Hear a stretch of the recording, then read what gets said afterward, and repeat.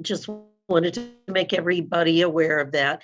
And actually, Emily Griffey from Voices is going to start us off. She's going to speak about legislative priority 1, and then I'll join you and speak about legislative priority 2, and until we get down to 5. So Emily, take it away. Sure. Hi. Good morning. I'm Emily Griffey. I'm the Chief Policy Officer at Voices for Virginia's Children, and we're a multi-issue child advocacy organization that looks at the well-being of the whole child. So we know that mental health and wellness are integral to ensuring that our children are healthy and ready to grow and go in Virginia. I wanted to lay the stage a little bit for our legislative agenda and what you'll be hearing from folks today. As you know, if you've been a part of these advocacy days in the past and work on mental health policy in the past, mental health policies can be very bipartisan. They can have support from Republicans and Democrats in the legislature. So you'll hear from both of those folks today in terms of their support for mental health issues. And I think that is key in this environment as we transition to a new administration and a divided government in Virginia, where we have Republicans and Democrats in control. So being able to see both sides of the coin, keep mental health as a bipartisan priority is really an overall goal to ensure that we have progress in these areas. Another theme that you'll potentially hear from legislators this year is that we have an unprecedented budget surplus in Virginia, where our budget performance did better than expected. We've received additional federal support dollars, and our Virginia has not experienced the same loss of employment that some other states have had. We predicted it would be more than anticipated. So we do have a significant amount, $13 billion over 3 years, that can be put into play into our system and help improve some of our area, programming in many areas. So we hope that that will be a part of the equation this year. That said, I don't have to tell many of you the crises of our mental health system in Virginia. You all have lived it, experienced it, have been a part of the people that you serve, your families, the children in your families, the adults in your families have all experienced different points of the mental health system in Virginia and often found frustration with those different points in our system. Our system is not continuous, it's not fully statewide. There are gaps in our system, and from this point forward, we need to be making sure that we are investing all across the system, across the age span, across the state, and shoring up a stronger mental health system in Virginia. So your advocacy, your support is critical to make that happen. You've probably heard a number of crises from the standpoint of the hospitals to children showing up in the ERs with and not being able to have other services. And our goal this year will be getting to policies that can address all of those issues along the way. You'll also, in addition to some legislators today, you'll also be hearing from some new members of the Youngkin administration and the new commissioner of the Department of Social Services. And along the way, you'll also hear some key points about how you can help advocate and what you might be able to do to be most effective in your advocacy this year. We are in a hybrid environment, and today we're all virtual. A lot of our legislators might be coming from the General Assembly building today while we are virtual here. And with that, I wanted to make sure you all had that background before we jumped right into the priorities, because I think it's helpful to think about the overall context. And so before I get any further, I think you should have a 2-pager handout to follow along with some of this information, because there's 5 priorities, and some even the first priority that I'm covering has 5 under it. So there's a number of details to follow today. And these details are what you might be listening for in conversations with legislators, or what you might want to lift up as a question or an example or a statement. If there's something that screams to be very impactful to you, that would be critical to serving your clients better or getting services yourselves, feel free to put that in the chat. Everyone here can see your chat along the side. If there's something that you're like, put a star or a carrot to like point out particular points that would be incredibly impactful from your perspective as you hear them along the agenda, or make other comments along the way. So our first priority is around the workforce, because we know that nothing else in the mental health system works unless we have people there who are able to provide those services, and that they're prepared and supported and retained in order to provide those services. So there's a number of priorities today that are intended to address the mental health workforce shortages. We know that they were here before the pandemic, and the pandemic has exacerbated those problems. The priorities around the workforce, again, are bipartisan, and you will hear legislators on both sides of the aisle, the administration, all coming forward with solutions to improve the workforce. The first, as always, is to help ensure that those Medicaid payment rates are higher for our mental health providers. Medicaid is a key part of the payment sources for the mental health services. During the pandemic, there's been a 12.5% increase to most of the mental health services, but that will expire in June. So how our legislature can continue those payment increases to ensure that there are enough providers who accept Medicaid and are able to provide those services will be a key question out of the budget and the money committee this year. Another area is to increase pay for the folks who work at the community services boards, at our CSBs around the state. During the pandemic, with additional federal funds, the state has provided retention bonuses and pay increases for the state employees of the hospital system, but those bonus payments have not been provided in an equitable fashion to the folks who are staffed by the community services boards. So the Virginia Association of Community Services Boards, one of our advocacy partners, is advocating for that increase. Then two other priorities are intended to help ensure that there are enough people who are able to enter the workforce and remove some barriers to participation. The first is a pilot program that is launched by the Virginia Healthcare Foundation that would provide some payments for folks who are on their way to licensure to cover their payments for the supervisory time that they normally have to pay out of pocket. So this would hopefully help folks who are in that pathway to licensure to cover their time and get faster into licensure. There's a $3 million ask to begin that pilot project in the first year. The second is an issue that you've probably heard about for many, many years in the mental health world. This is the year that we think we might get it. So your advocacy really matters to get it over the hump. And that's removing the barrier crime, removing the barrier from the barrier crimes to being in the mental health workforce or being a peer recovery specialist in a number of different areas. Over the summer, key members of the Judiciary Committee, the Courts Committee have been studying this issue and making their recommendations about how we can smooth out the process and get folks into these different categories of employment without such an onerous barrier crimes process. The recommendation this year is for each department to create a waiver process for how they will look at certain barrier crimes, or a similar recommendation just to remove some similar misdemeanor crimes around possession of marijuana and controlled substances from that list.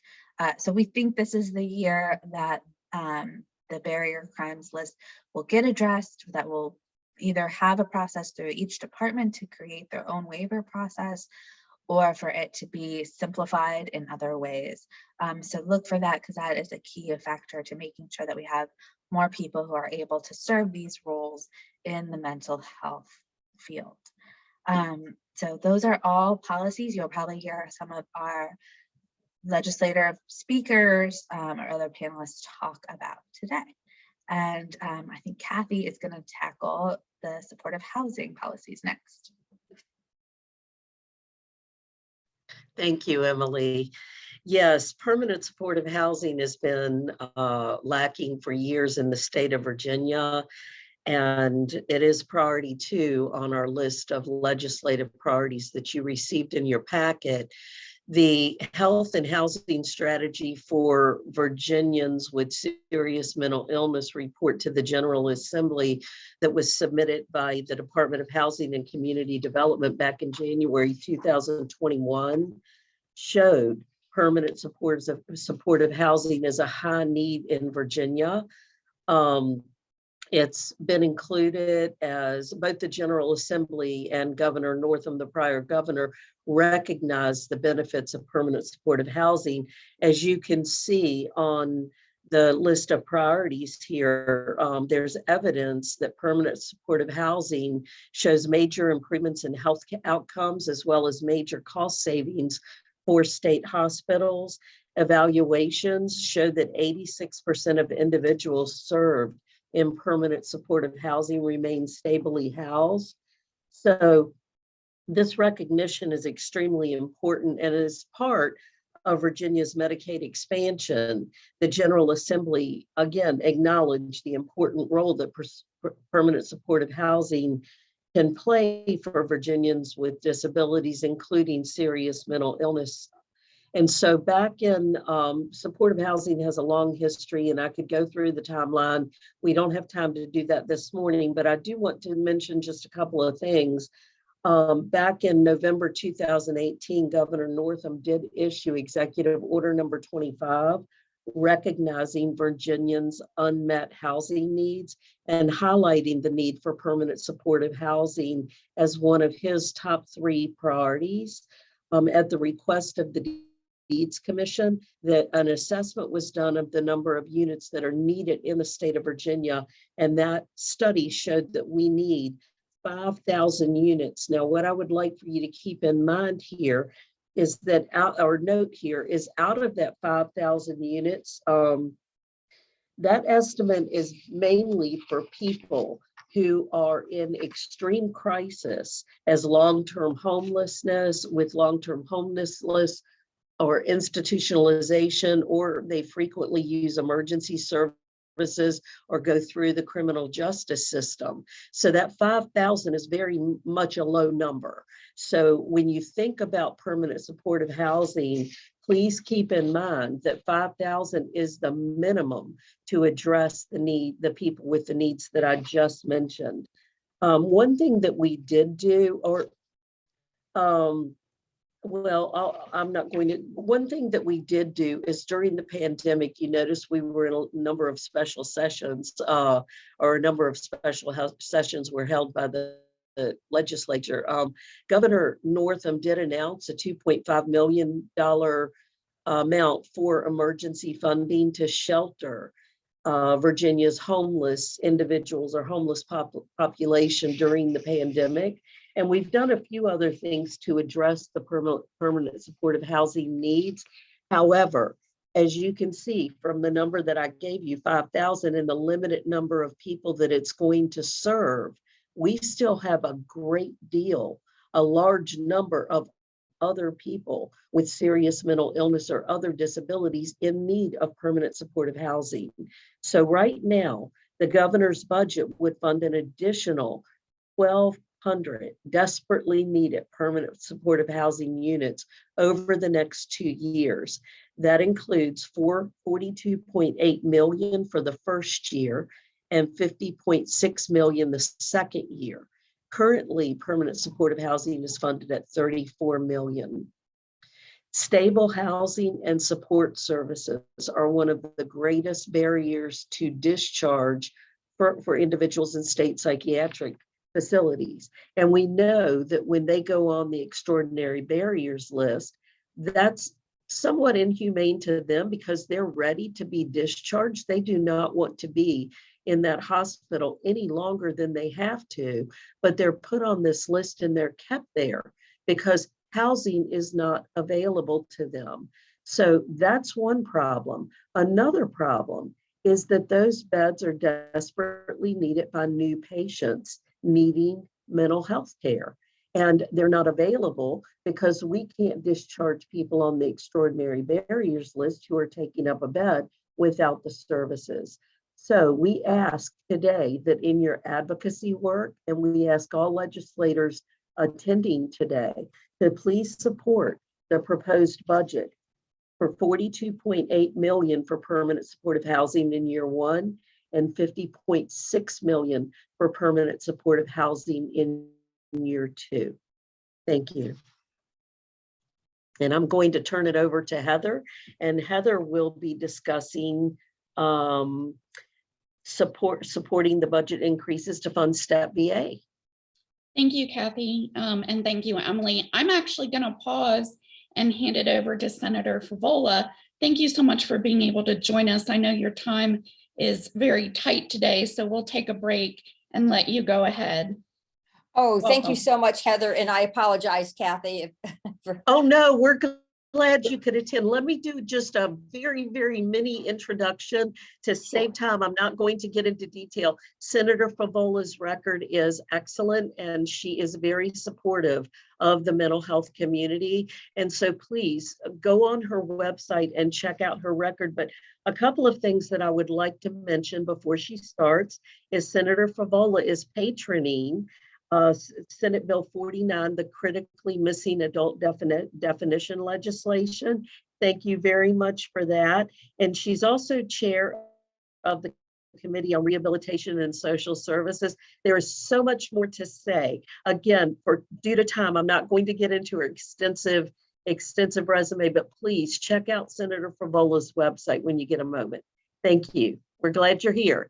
Oh, thank you, Kathy and Heather and Anna and Emily and Mary Beth and Elizabeth and all the other 189 participants who are listening in. It is truly an honor to be with you. You are a very passionate and effective advocacy group. And because of your advocacy, we have really, I think, made some progress in providing the necessary supports and government tools, I think, that will help your loved ones lead a richer and more integrated life in a safe manner. And it was a big task, but you all delve into the issues, and I really appreciate your partnership. Without further ado, I will take a moment and discuss Senate Bill 49. And it did pass unanimously out of Rehabilitation and Social Services. It has, I believe it is on the consent calendar on the Senate floor. So it should pass the Senate floor either today or tomorrow. And I want to first say that the bill, what it does is it removes the requirement that somebody must be suspected of being abducted before the state police can evaluate whether a critically missing alert can be issued. So when I removed that, abduction language, I think it'll open the door a bit. So individuals who are missing and the loved one goes to the police and can demonstrate that the missing adult could be at risk of harming himself and possibly others, then the police will have the criteria to be able to evaluate and then issue a missing alert. So, this came to us from families who were very concerned about folks who, really wander off. And again, we want individuals to have freedom to move about. But in some cases, individuals really were lost, and we didn't have the tool to use the missing alert, the critically missing alert media outreach. That is what the critically missing alert does. So I'm hoping I shouldn't run into any trouble in the Senate. We worked with the state police And we worked with the Disability Law Center. So that was really important. Your primary, of course, advocate was Alex McCauley, who has represented NAMI for several years now, while I've been in the General Assembly. And we had a contract lobbyist, Steve Hammond, who did yeoman's work. So bringing the team together and doing a lot of outreach to the stakeholders, a lot of outreach to lawmakers, the bill passed the Senate. I mean, the bill passed the Rehabilitation and Social Services, and it's on its way to passing the Senate. So thank you, and I hope you find it helpful. If there are questions, do you want to field the questions, or do you want me to look into the chat room, or whatever I'm your happy to choice field those is? questions for you, Senator Favola. Okay, So great, thank we you. actually do have one. I was trying to ask for specifics to that bill that you were just referring to. And someone, Emily, has a question. Why do we have to wait until they are abducted, and why not have it before they are done with state police, or in the state police? I guess. Well, you know, with my bill, you no longer have to wait until they're abducted. That has been removed. So if they're missing and there's reason to believe they could be at harm, you can go to the police. You do not have to indicate that you think they've been abducted. That criteria is removed. It was too big of a barrier, really, for families who knew that their loved ones were at risk, and then they couldn't get the support they needed. Great. Under the missing adult, critically missing adult. Wonderful. Thank you. Kathy, did you have any that you wanted to ask? I want to, first off, I know your time is very limited. Thank you for joining us this morning. And I wanted to thank you for patroning this legislation. NAMI is one of the organizations that has received phone calls where loved ones are missing. The family had a normal schedule with the loved ones, so they knew something was wrong. They approached the state police, had to go through the regular missing person system, which was not always effective in finding their loved one in time to keep them safe. And harm can come to individuals with serious mental illness when they go missing for a number of reasons. Yeah. And so this bill, removing that abduction language and providing the mental health community with a tool that can be used if someone is really truly missing, to find them quickly before that harm occurs, is crucial. And we thank you very much for patroning this legislation. Oh, it was my honor. I've enjoyed working with your team. And I feel really good about this bill. This will be one of my, I think, important successes. At least it's very close to my heart. So I feel very confident we'll get it out of the General Assembly. And in fact, that the Governor Youngkin, the new governor, will sign it. I do want to say, I'm hoping that you will see increases in supportive housing. We are slated to, the Governor Northam's budget, let me be clear, the General Assembly hasn't yet acted. Governor Youngkin has not sent us his amendments, which will be coming in the next few weeks. But Governor Northam did have a significant increase in the Housing Trust Fund. And I believe he had increases in the supportive housing area. Yes. So I'm hoping that those increases stay. I mean, I think it would be the intent of the General Assembly to keep them. So, I mean, the challenges we're going to be facing, and I think this is an important message for all stakeholders who really understand government and understand that government intervention is sometimes very important. You know, these tax cuts that are being talked about are going to eat heavily into our ability to, you know, provide waivers, DD waivers, to provide supportive housing, to increase Medicaid reimbursement. Governor Northam's budget makes progress in all of those areas, but we need to make more progress.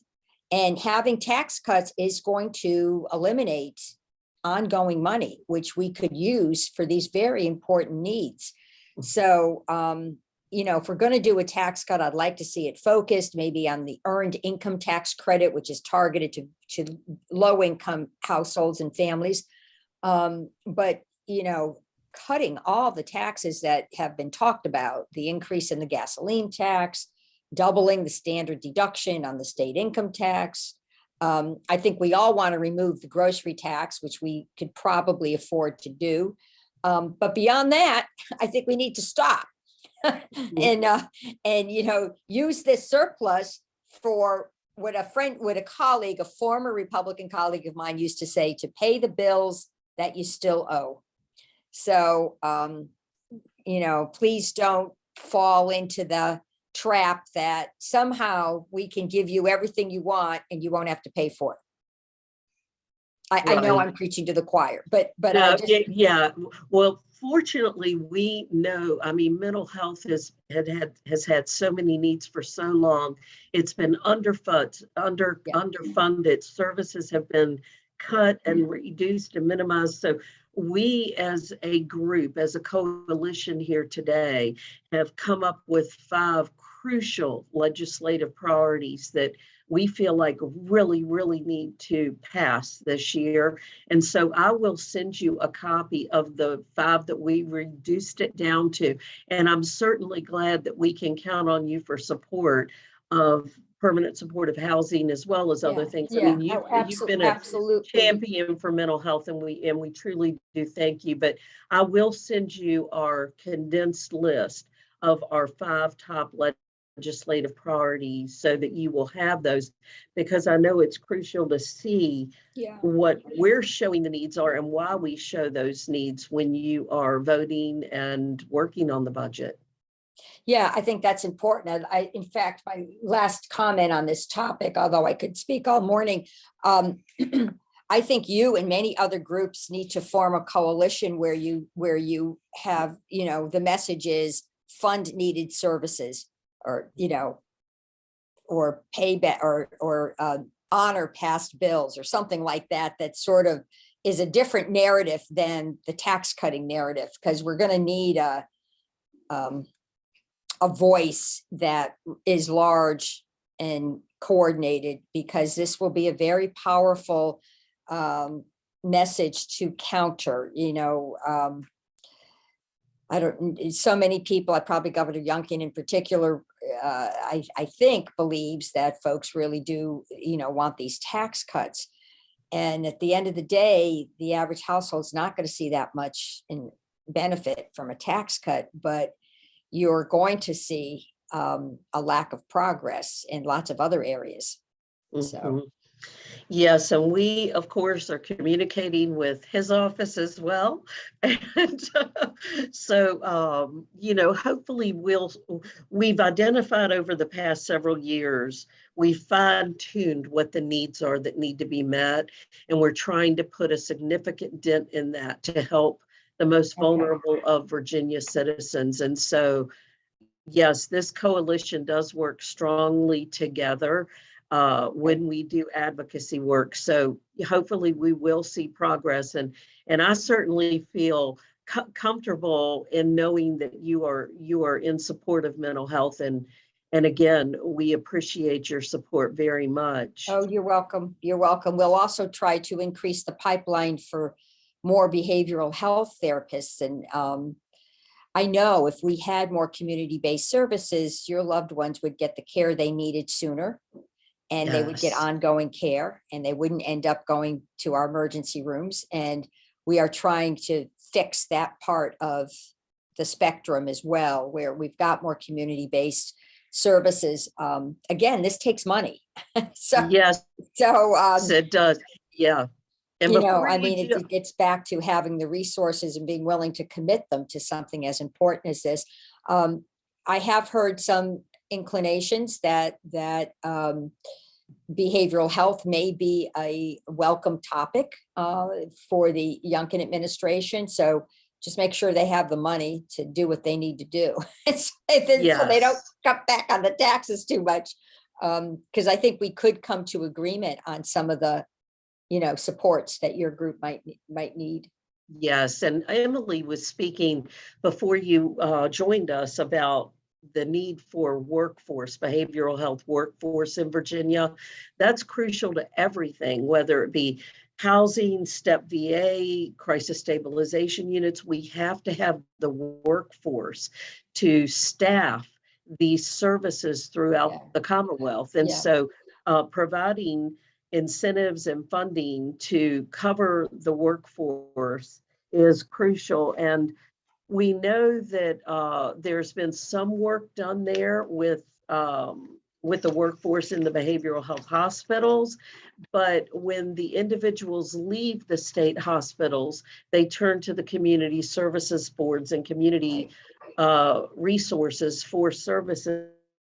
And so funding needs to be increased to the outside services as well, because they're losing people because their wage rates aren't competitive. Right. I mean, there are just a number of reasons. And so we need to really see some improvements in the Medicaid insurance payment rates there. And we need to fund packages for staff at the community services boards, as well as the state hospitals, and barriers to licensure. Yes, and we've got other a things need to yes, be yes removed. to all of that. We've got a lot of proposals in our finance and appropriations committees that would I think that we were talking about having the state set up a fund. I don't know if this will happen or not, to pay for the clinical supervision of students who are trying to get licensed, but they need so many clinical hours and they have to be supervised by a licensed clinician. Right now, students have to pay the clinician, and that's a barrier, and especially for students of color. And we're talking about we are going to increase pay for behavioral health workers, at least working in our state institutions. But I really want to create a much more robust community-based program across the Commonwealth. So right now, Virginia has more than any other state. We are sending proportionately more of our patients to institutions where we think they could be treated in an outpatient setting with ongoing follow-up care and good case management. So the allocation of our resources has not really been in the I would say in the best interest of the patient, because we've been using the most restrictive means, and we haven't been using the less restrictive because we haven't had the resources in the community. So we're aware of that now, and we're going to try to shift resources. But again, we're going to need, this is all it's labor intensive. We need good caseworkers. This costs money, and it is a worthwhile investment, but we really do need to have the resources to do it. Yes. Any other topic you want me to cover? I'm going to hop off if Delegate Willett is on. Or is there another question you'd like me to answer? We do have a fair amount of questions that have just come through. So I'm not sure if for your time, Senator Full, I don't know. I don't want to take too much up. I'll ask one of them.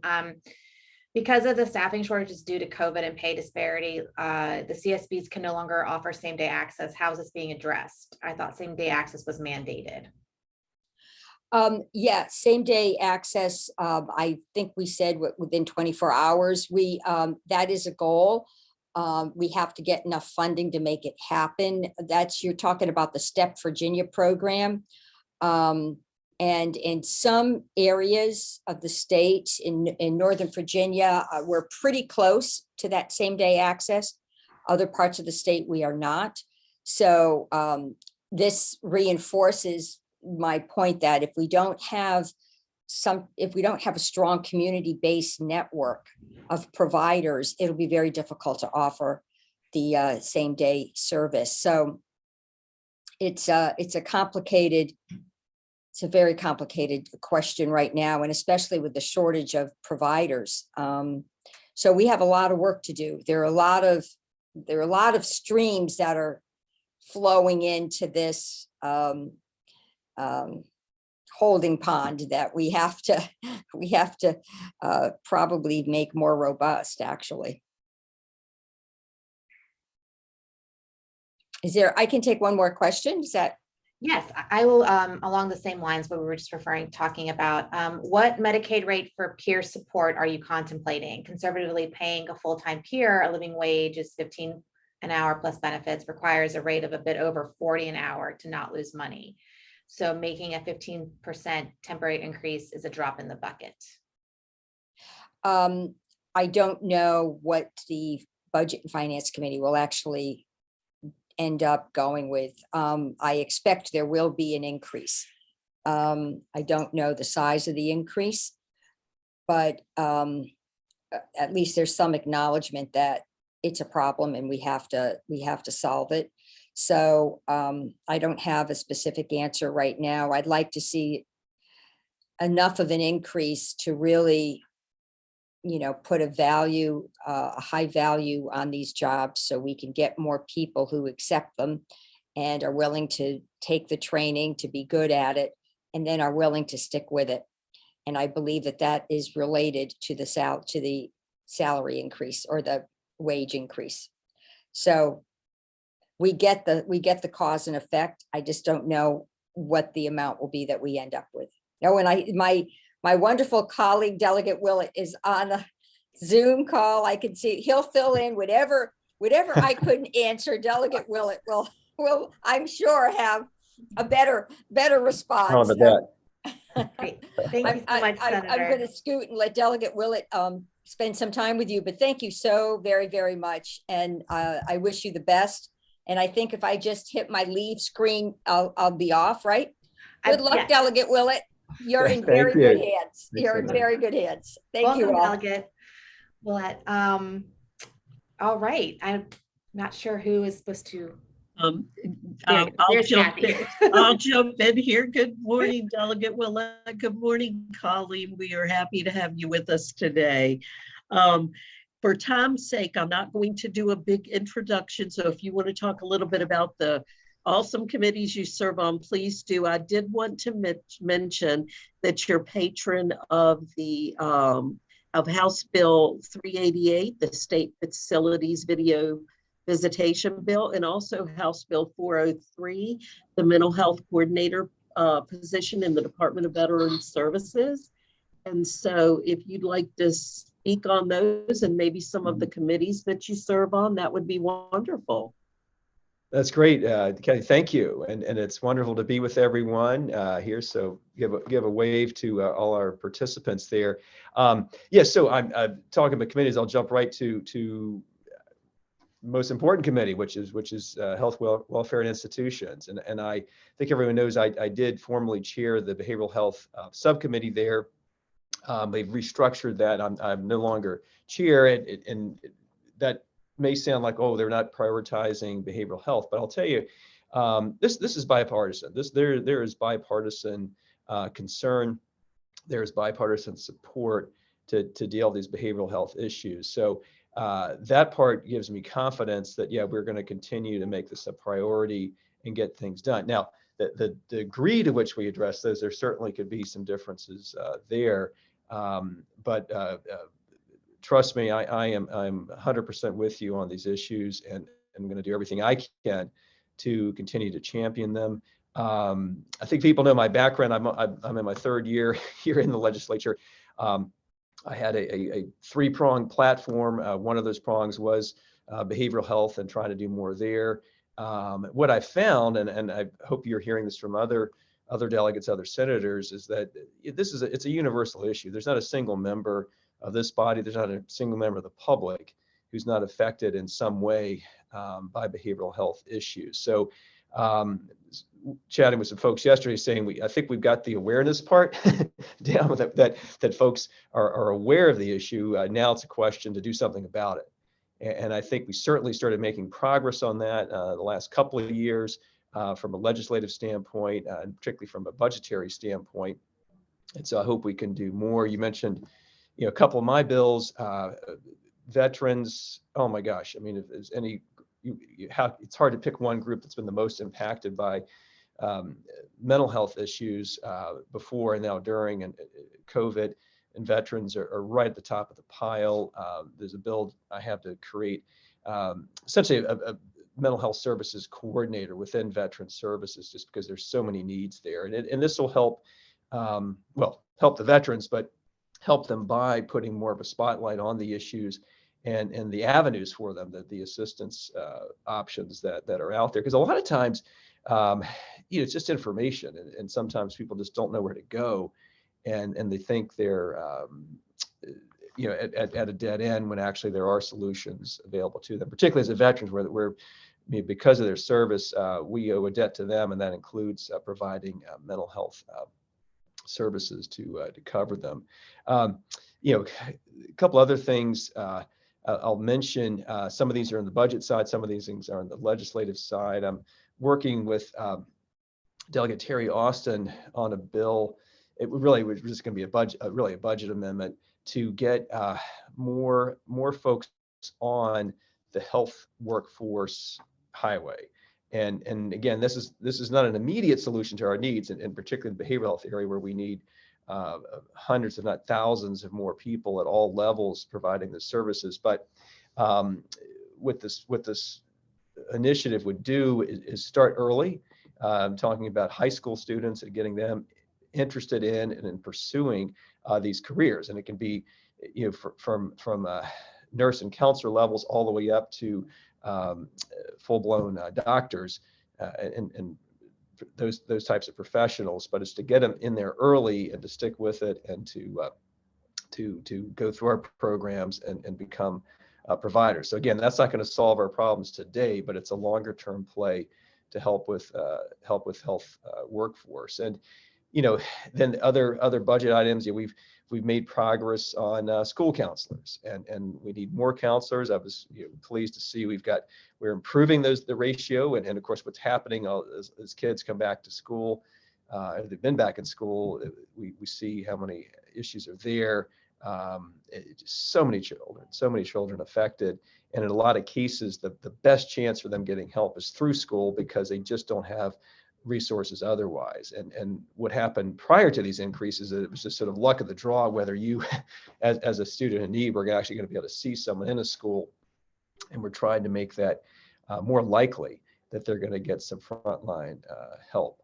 The VMAP program, which has helped to get pediatricians to be frontline mental health services providers, again, not to take not to replace the professionals who only do that, but more on the front line, where they can get at least some kids headed in a better direction, just because there are more pediatricians than there are other dedicated psychologists, psychiatrists, and with help through information resources online and through webinars and other things, call lines, these pediatricians are getting support and training to be frontline providers and helping in this spectrum of services.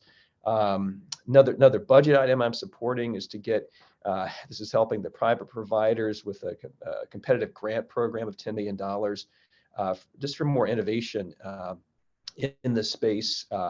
And this would be administered through Department of Behavioral Health and Developmental Services. And again, another way for more private providers to get money from the state to do what they do and help us with the desperately needed programs. And I mentioned that just to talk about the spectrum of services, because it really is, it takes everyone. Yes, we as a state operate state facilities. That's one part of the equation.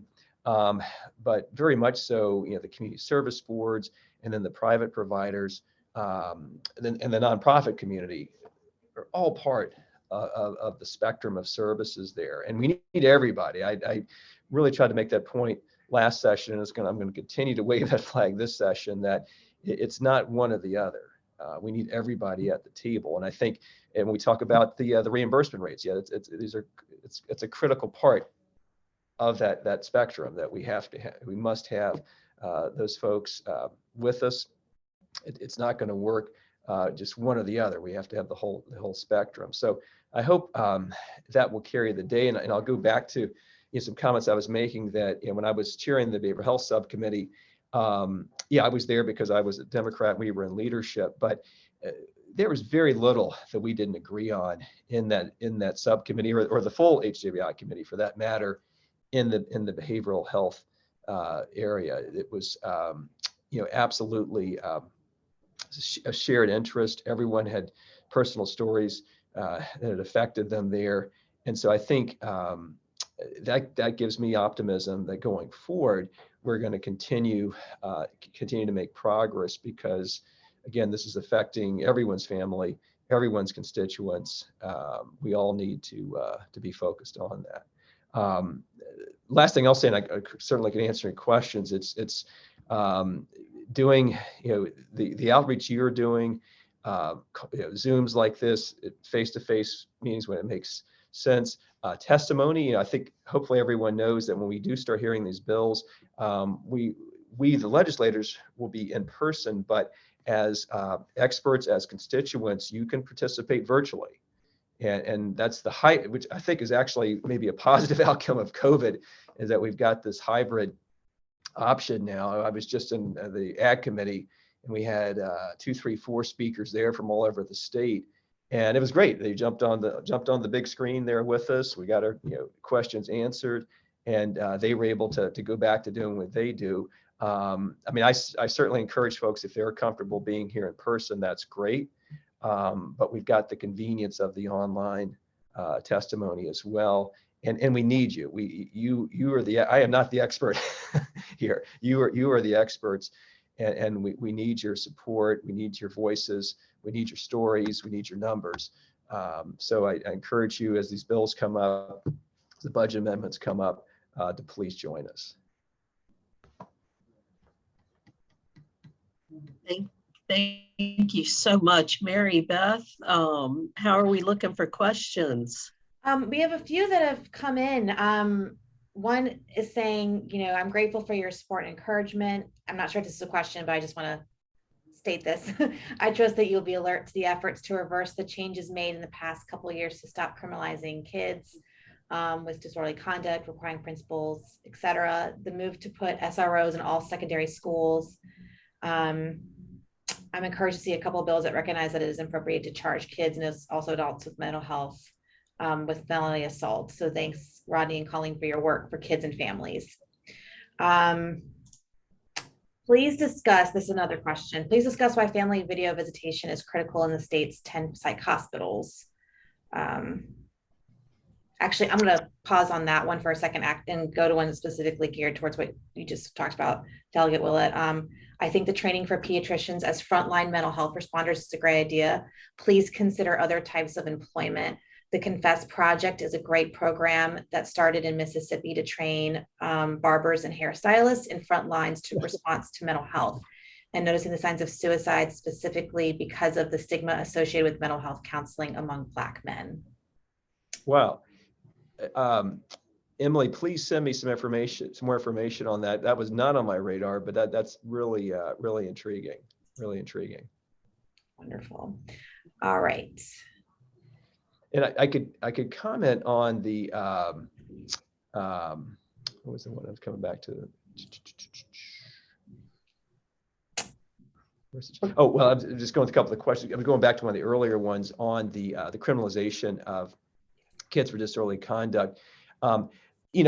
So many things that the best ideas, and in this case the best laws, can get put in a terrible light when folks play around with the facts that are out there. But the bottom line is that what the questioner said is that, yeah, there were kids, I'm not excusing all their behavior, but in a lot of cases, yeah, these were kids that had behavioral issues and were being told that, no, we have to actually have law enforcement deal with this. And that was not appropriate in the circumstances. And what we realized is what the school administrators' hands were tied, because they thought they were being required to treat all of these cases as essentially criminal cases and bring in law enforcement. And yes, there absolutely are, everything has an extreme. And yes, there are definitely circumstances where law enforcement does have to be brought in, but we wanted to put the educators back in charge of their schools in terms of dealing with students in the best ways possible and the most compassionate ways possible. So I'll tell you, yes, I can't give you the bill numbers off the top of my head, but there are bills out there that would reverse this. And so this is going to be a fight. And I think the good news is you had Senator Favola just now. The Senate will be our bulwark. They will hopefully stop any bills that come out of the House where we don't have, where we can't control this issue. So you may see some bad bills come out, but I hope the Senate will do their job and keep those from going forward to the governor, because we need to protect what we've done, and I really respect that law.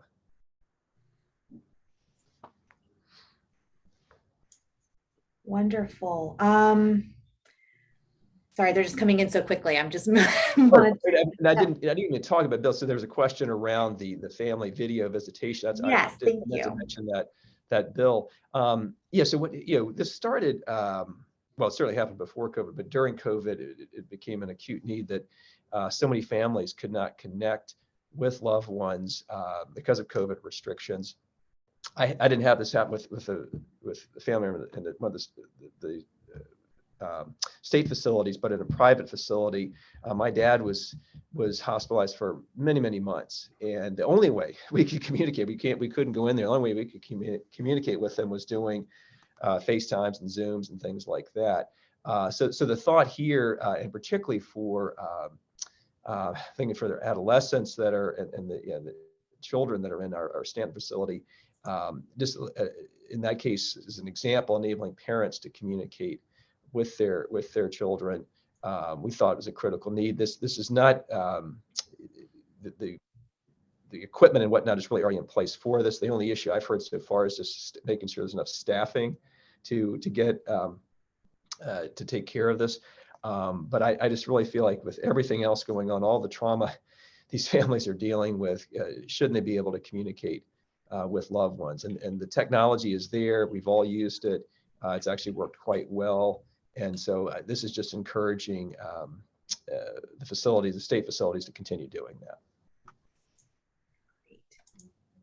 Mary Beth, we might have time for maybe one more question. And Delegate Willett, I do want to thank you for that legislation, all of it, but House Bill 388 is extremely important, because when someone is in that particular state or they're in a hospital during COVID, they're extremely afraid. Not everyone has access to a cell phone or the means to even do FaceTime. So providing tablets or some other means to where they can at least see the faces of their loved ones and have that type of communication is very encouraging, because we know when people start feeling hopeless and become discouraged, it makes their health condition even less stable. Their health becomes poorer. And so I do believe that this initiative is going to help to improve health, as well as meet the need of the family visitations or loved ones visitations that people need to support their recovery. Yeah. I believe that is it for questions specifically for Delegate Willett. So thank you so much for being here and for taking the time to discuss these bills. Yes, Great. and thank you for your support of mental health. You've been a champion, and we truly appreciate it. Staying on the case. Thank you so much, and I look forward to working with all of you. Have a wonderful day. Same to you. Thank you so much. Bye-bye.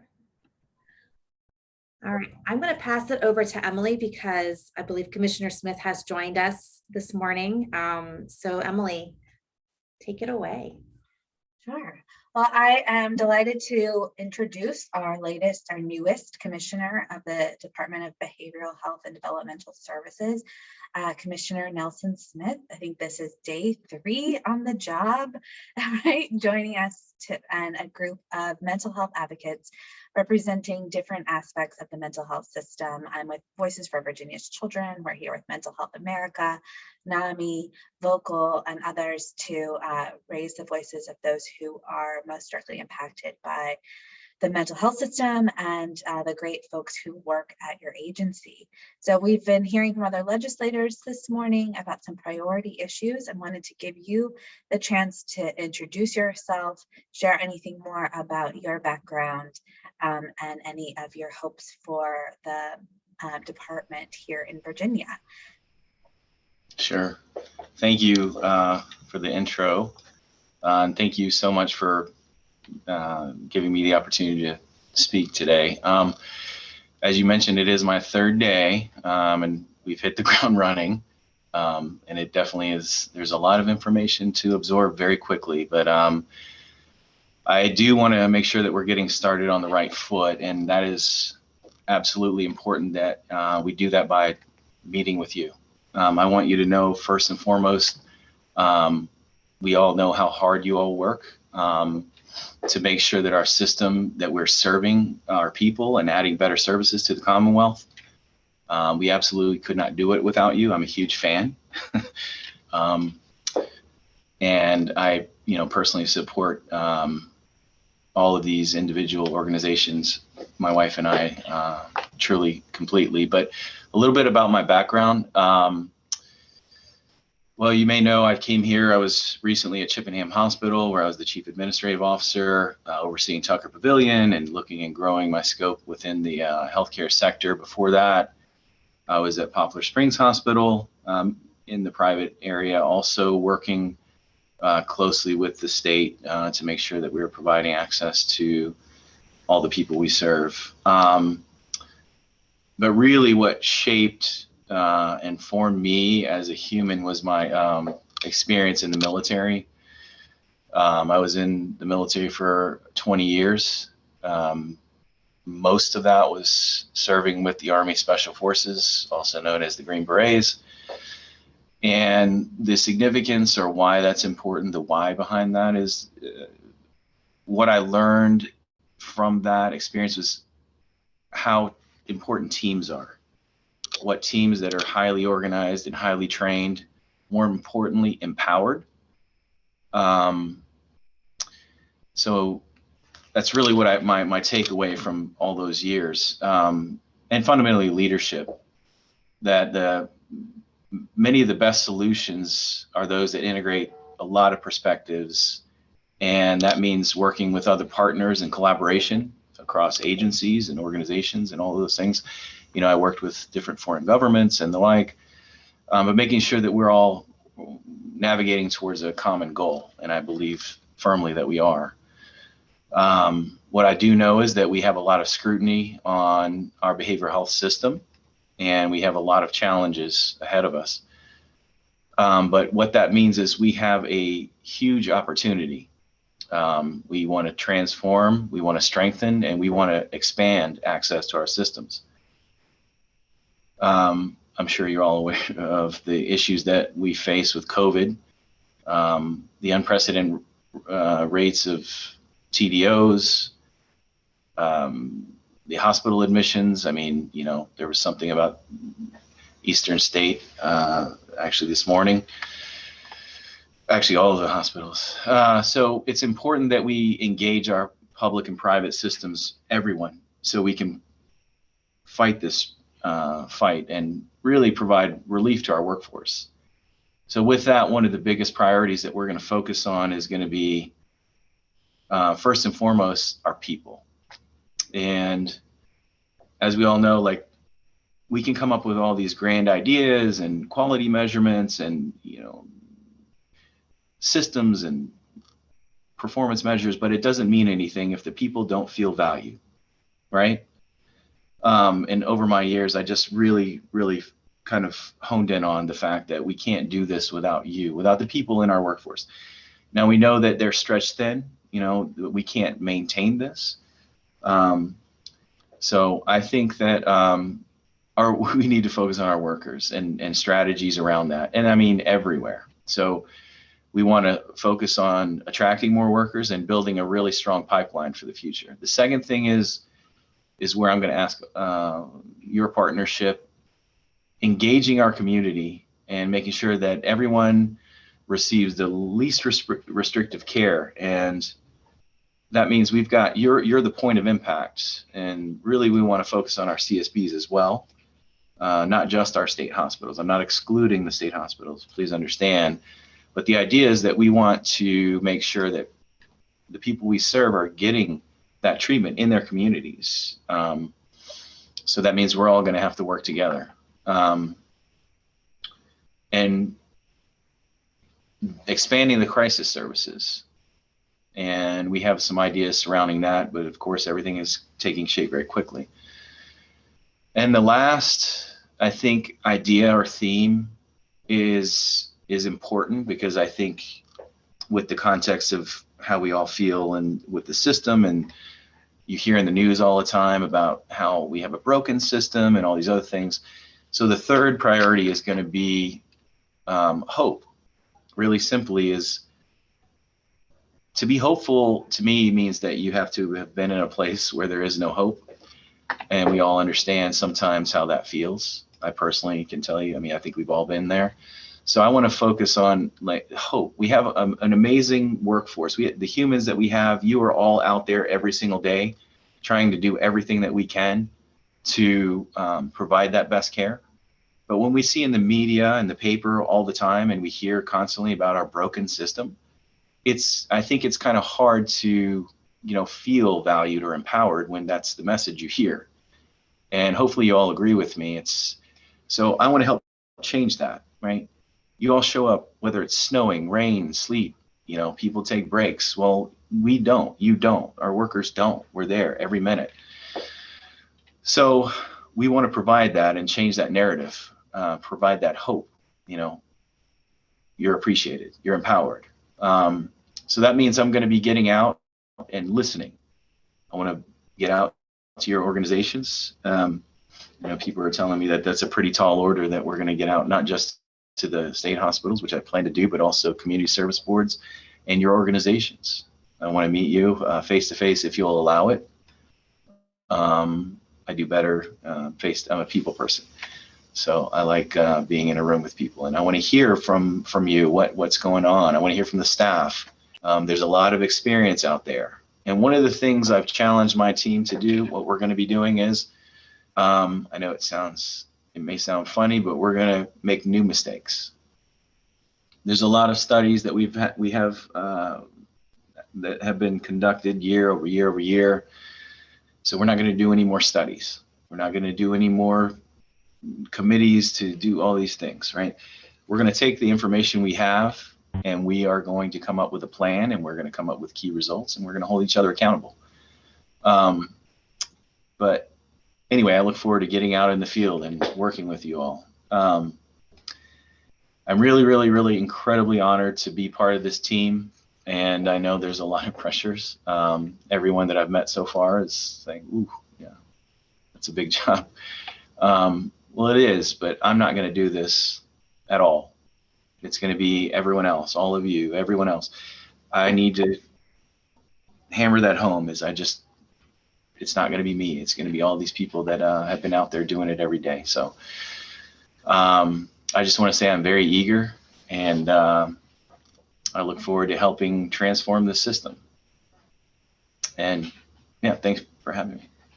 We certainly do welcome you, and welcome you as part of the team, Commissioner Smith, and are so glad that you were able to join us this morning. I know numerous questions have come in. Mary Beth, we may have time for one if that, but we will certainly be in close communication with you. And we have narrowed down our legislative priorities. There are so many for behavioral health, but we've narrowed it down to 5 key issues that need addressing critically this year. And so we're going to certainly forward you a copy of that, as well as we'll also be meeting with you and contacting you.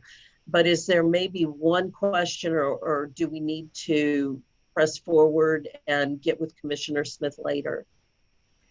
I have one question that might that we can ask Commissioner, if that's okay with you. I know you again are new 3 days in, so the question is, I truly understand how overworked mental health professionals are. However, as a family member of a patient with severe mental illness, how do we hold our mental health providers to a higher standard, specifically those able to prescribe medications?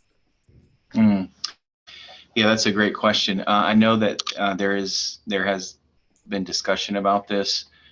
Again, I have to really get with my team and sorry, I'm reading the question as you read it to me as well.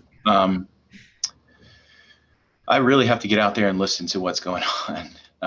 And, give me some time, and forgive me for not having a direct answer right now. But I know that we have a really strong training program. But again, with being short-staffed, there is no replacement for training. So I really have to take a look at that process. Okay. That's And then one final one, please share your ideas for improving crisis services. Will this include increased funding for crisis stabilization or crisis receiving units? I know that there's a couple of initiatives for that have been in action or in movement before the transition, 23-hour units and the like, but I really have to dig in more and learn more about that. I know there is funding for that, but I have to, again, specifically for that unit, I can't say right now. Again, No, I will learn. Wonderful. Thank you so much for being here. And again, if anyone has questions, you're more than welcome to keep sending them in, and we can send them to the appropriate guest later on as we work through this. So thank you, Commissioner Smith, for being here today. Sure. I did make note of these questions so I can come back and answer them for you. Wonderful. Thank you. You have a wonderful. Thank you all. All right, I'm very grateful for Commissioner Smith and his time. Since it's the first time I am speaking, I will introduce myself. I am Anna Mendez, Executive Director of Partner for Mental Health in Charlottesville, where I am a constituent in the 58th District, and I am honored to be able to introduce my delegate, Rob Bell, and I am grateful that he accepted my invitation to speak to us today. Delegate Bell is now currently a member of the Behavioral Health Commission, but prior to that served on SJ 47. This year, he has two bills that we are particularly excited about, among others. HB 742 will provide workers' compensation to first responders who are experiencing depression and anxiety as a result of their service to the residents of the Commonwealth. Additionally, HB 743 creates a system of accountability for private hospitals regarding their obligation to serve Virginians experiencing a temporary detention order, and leverages the certificate of public need process to encourage compliance of private hospitals in this regard. So without further ado, I will turn it over to Delegate Bell. Thank you.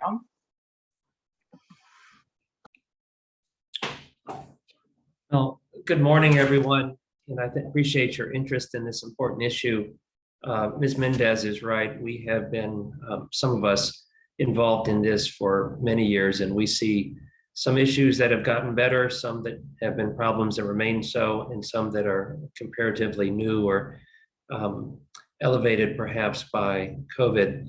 What we have discovered over the years is we spend a lot of our energy and effort on emergency services, and I think some of that is understandable. This is sort of the place where someone who's having a mental health crisis can injure themselves or have even worse outcomes. And so we do want to focus on that. And some of the issues that she is talking about are directly in that space. But please don't let me leave before I sort of emphasize what we say every time and then don't talk about it much, which would be our hope and goal would be to not have as much energy on emergency services because they're not needed as much, that we get upstream, provide community services in the community, and people can be diverted, usually with their agreement or acceptance long before they reach the emergency room or the back of a police car. I'm going to do just what we always do, which is talk about emergency services. So we are, I think, as is well known, experiencing a bed crisis for emergency services in Virginia. And this crisis has been looming for some years, and we saw it a few years back. So this is not something sudden or immediate, but we saw it as a potential problem, then saw it as an about to be problem, and now, of course, it's here. Am I able to share a screen? Do I have that power? That is a great question. Okay, it just says I'm Oh. disabled participant screen sharing. If I'm able to, I want to show everybody something. I think I just changed it for you, I believe. Okay, so, all right, so we're going to see if this pops up and you'll tell me if everybody can see it. Okay, so, We can see it, Delegate Bell. Thank you. okay, so let's see if that's even the screen I want you to see. It should be a big chart. Is that what's showing? TDO admissions by fiscal year. Yeah, perfect. Okay, that's what I want. And so everybody, so what this is, we are having a problem with our TDO admissions. And the issue is, sorry, trying to make this better and I'm failing. You can all see my personal calendar and your flyer. Okay, there we go. So this is what I call a magic chart. What I mean by that is I think it is very explanatory, and I'm sure other people would say it oversimplifies, but what we want to show is how come we're having a bed crisis where the state hospitals had an entire shutdown earlier this year, and then have had partial shutdowns ever since. And certainly there was an initial thought that the TDOs themselves had gone up by a dramatic number, and that's what was driving the issue. TDOs, temporary detention orders, are the primary unit of measurement for people that are experiencing an emergency crisis. I think most of you know we have emergency custody orders that are very short, and then the TDOs that are relatively short, and then full commitment. But certainly in terms of the immediate crisis, what we're looking at are the TDOs. And what we discovered was that the total number of TDOs, as you can see, was relatively flat from 15 through 21.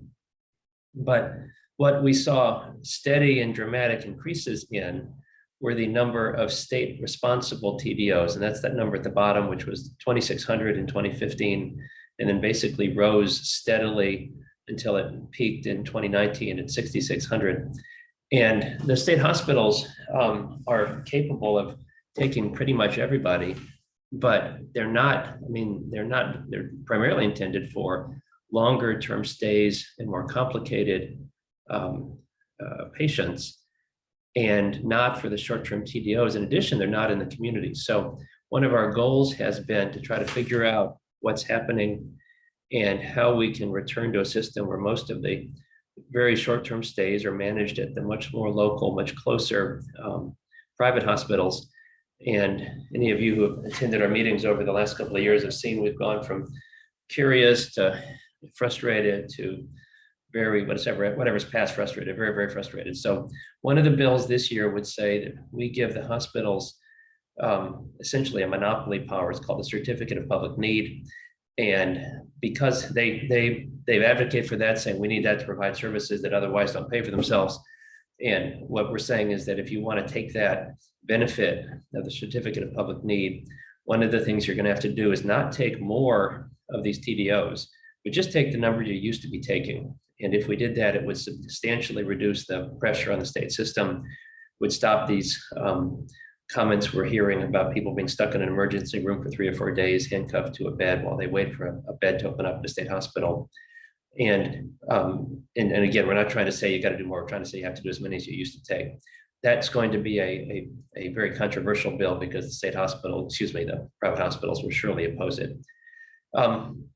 Looking more generally, and again, I think that we spend a lot of time here just because when we get it wrong, people are injured or killed. But we all hope that as we build out Step Virginia, as resources are improved, more services can be delivered in the community. And these can be both in non-lockdown facilities. We call them crisis stabilization units, although they go by different names. And this would be where someone who is nearing the crisis but isn't there yet can check themselves in. They're better in all ways. They give the patient agency, they are cheaper, they don't require lockdown or forcible care. If you visited one, they're always very edifying because these are people that are taking management of their own condition and trying to make sure they don't end up in the back of an emergency room. We'd like to offer those. We are hopeful. There are things like crisis response centers, CRCs, that are a slightly different setup and occupy the same space. And then, of course, hopefully, we can continue to back it up even further to where we get to issues like supportive housing, wraparound services, where someone who doesn't even need that level of care can be provided services in the community so they don't have to have they never reach the crisis point in the first point, or if they do, they reach it much less frequently than some of the cycling we see currently. I have two budget amendments that are not directly in the mental health space, but would incidentally affect some of your members perhaps. The first would, or the listeners, the first would be during COVID, the DMAS, CMS, they relaxed the rules for parents providing care for profoundly, and in this space, it's people on waiver services. So again, many of these will not be your people, but we allowed parents to be the care provider and get paid for it because they couldn't find any other care providers. It's a relatively small population, but for them, there really is no other option. And it was working okay. And nobody's getting rich on this. These are just parents who are taking full-time care of typically a child. And so we're going to try to we're going to extend that permanently. The second is we have discovered that some things actually can be done through telehealth. I think this was something that was proven in the business context, but certainly in the mental health context. And so we're going to try to, again, expand and make permanent some of the changes that were made under under the gun with COVID, and sort of try to learn from that experience and do better. Last, I'd be remiss in saying we are worried that there is a significant unidentified juvenile mental health, let's just say, population. Typically that was done through the schools, and we saw the elimination of programs. There's a TDT program that was providing services, it disappeared. And in theory, it disappeared because no one was using it. I think we're going to find, in fact, that a large population, at least as many people needed it during the COVID year as not, probably more, but they just weren't identified because they weren't in school. So I think that's a laundry list of things that might be coming up. I'm happy to answer any questions anybody has. Thank you, Delegate Bell. I do have a question. Is there any plan to use part of the budget or assist hospitals, public safety applying for their own grants to establish a crisis receiving center similar to the one at Parham Doctors Hospital at more hospitals? Unfortunately, some patients are remaining handcuffed to a hospital bed for 3 to 5 days before state beds become available. Yeah, I think that you're identifying something we see the answer is I hope so. I don't know the answer to that. In the big picture, we've been looking at this, some of us, for 7 or 8 years. The state comes in the following options. So we have rich and dense areas. Think of Arlington and Fairfax, where there are already very significant services they don't call them CRCs, I don't think, but of the sort you described. Then you have dense areas that aren't as wealthy, where services like you're describing would be cost effective, meaning if we could put one there, we could help an awful lot of people. So if you think of Hampton Roads, Richmond area, with some support, they could probably do it. And then the third category are the rural areas where there just isn't the density of services. And that's as we have discovered I'm just traveling around the state, it is unlikely, or it's hard to see how some of these things could operate in a rural area. They just don't have enough clients you would have people sitting around waiting for people to come in, which is the opposite of what you see in the dense areas. But no, I think that's a good way, as you say, the worst of all possibilities is you have someone with law enforcement forced to stay while we keep someone in an emergency room, which is a very expensive place, and they don't get any care. So I think that we could fix hopefully all 3 of those, but at least 1 or 2 of the 3 by moving to a CRC model. Okay, thank you. Someone has asked in the chat box if you can elaborate on your comments related to expanding access via telehealth programs. Sure. So the specific budget amendment I had was COVID caused, where people receiving services had to be, there was a check-in rule that they had to check in and basically prove that they still needed the services that they were receiving by telehealth. And for COVID, nobody wanted to make house visits, and the people didn't want them in the house, and the services themselves are being delivered through telehealth. So they created a short-term waiver, I guess, to allow it. And by the time the year was up, everybody said, gosh, this is working okay. Can't we please keep this going on? So that's what my budget amendment would do. I think more generally, you've seen a significant relaxation in some of the prohibitions or limitations on telehealth, and particularly in the mental health space. I think that we can work to continue to make, and some of it's about money, whether the reimbursements work through telehealth. There was and I don't remember the details, but there was an issue about out-of-state provision of medical care through the telehealth engine. And so, prior to Zoom, the person providing healthcare in Charlottesville was almost certainly going to be in or near Charlottesville, and there was not an issue about them being in Montana. I know that they have said that that doesn't really, in the long run, make a lot of sense. And so I think we could look at that too. Wonderful, thank you. And then a final question is, what are your thoughts on legislation that eliminates both physical and medication-induced restraints, no matter the level of psychosis? Other municipalities are doing so, for example, Tuscan, Arizona. Read that again. I'm not sure I'm understanding. What are your thoughts on legislation on eliminating both physical and medication-induced restraints, no matter the level of psychosis? I would want to look at that. I don't know. I kind of would want to hear evidence of that. I can certainly, it's not, neither of those are things that are first choice, second choice, or eighth choice, but I would want to hear from providers about when you have all the other options not taken care of and you're trying to protect the person from themselves or from staff, what other places that have tried it, how does it work, what options do they have? We certainly have the healthcare providers that someone spoke about earlier. They go to a place at work where they are in fact at risk of physical injury, and it's not every day and it's not every person, but certainly that's something that they suffer. And sort of conversely, we would not want to have a situation where someone was restrained at all times, either medically or physically. So I would want to see, I'd like to hear more evidence or information on that. Okay, for the person who submitted that question, if you would like to email more information that you have on that, please do so. And finally, do you see funding for Marcus Alert legislation, including 988 call centers? I would think so. In other words, as the bill was passed, it was passed as a it shall happen, not a it may happen, or not as a pilot project. And so, I mean, the build out is part of the law as it was passed.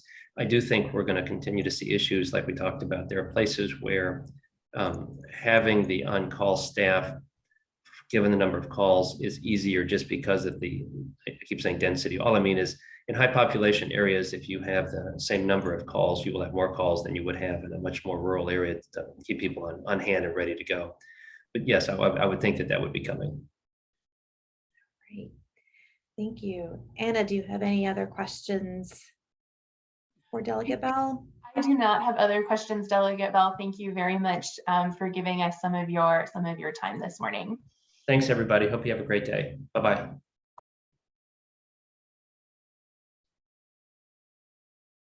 Okay, I'm trying to figure out how to stop sharing. 1 second. I'm still Okay. here. I'm trying to leave. All right. Bye, y'all. Bye. Wonderful. Okay. As we go through, I'm going to pass it on to Kathy. I've been monitoring questions, so I'm not quite sure. Well, actually, Heather, go ahead. I can go ahead and introduce Becky if you'd like. All right, and I'll take a moment just to introduce myself since I haven't really spoken. My name is Heather Orrock. I'm the Executive Director of Vocal. We are a statewide mental health and education nonprofit. We are the only statewide mental health nonprofit that is 100% governed and staffed by individuals with mental health conditions. I'd like to introduce Becky Bowers-Lanier. She has had many positions over her career, including nursing, administration, consulting, public policy, and lobbying. Her company, B2L Consulting, works solely with nonprofits focused on health and healthcare. And with over 15 years of experience, she's graciously agreed to offer her knowledge and tips and tricks on how we can be more effective in our advocacy. Welcome, Becky.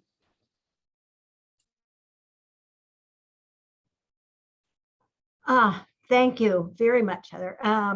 And in the Zoom room right now, I can see all of the people who are providing leadership to this program. And I'm thinking every single one of them here could do this presentation. I think they just wanted somebody who wasn't at the table for the planning, so I could be sort of seen as an outsider, I guess. It couldn't possibly be that I've been doing this for quite some time or that I am past a certain age. But that might have something to do with it. So anyway, here I am. And I just tried to, you're gonna kill me. I have a few slides that I'm going to put up. And of course, when I tried to get it to come up, it comes up with that crazy thing where they show, I get it all screwed up. So hang with me while I try this, and maybe I can make it work the right way. Mary Beth, does Becky have sharing capabilities? Yeah, let me have sharing capabilities for when I get it figured out. Yes, she does. Okay. You should, theoretically. Theoretically, yeah, theoretically. Okay, now that didn't work. My problem. And I think I just eliminated this, the presentation. Hang on a second. Oh yeah, here it is. Okay, now. So when I click on this, I get it on both of my monitors, and I want it to be on this monitor over here.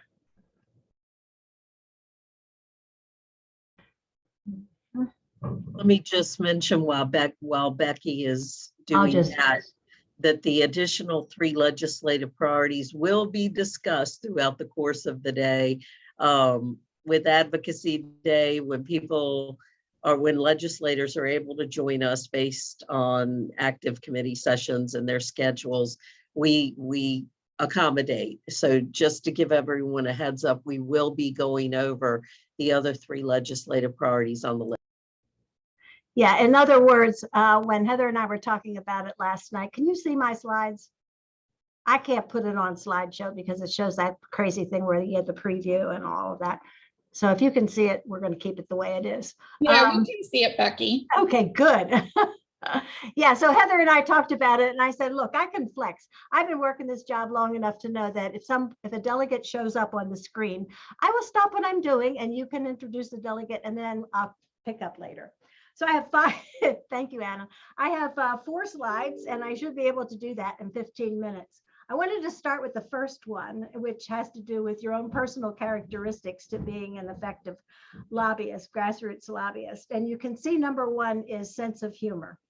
And I say that over and over again, because if you can't laugh at some of the craziness that goes on around trying to get some kind of bill passed, some kind of budget amendment passed, some kind of policy implemented, then you just need to step back and say, okay, fine, I'm good, I'll be fine, yes, and smile about it. And I do that over and over again, and I think it helps me. So yes, sense of humor is job 1 with regard to personal characteristics. The second one has to do with effective communication skills, and that really refers to both sides of communication. Well, both verbal and nonverbal communication, and also speaking and listening to what individuals are saying.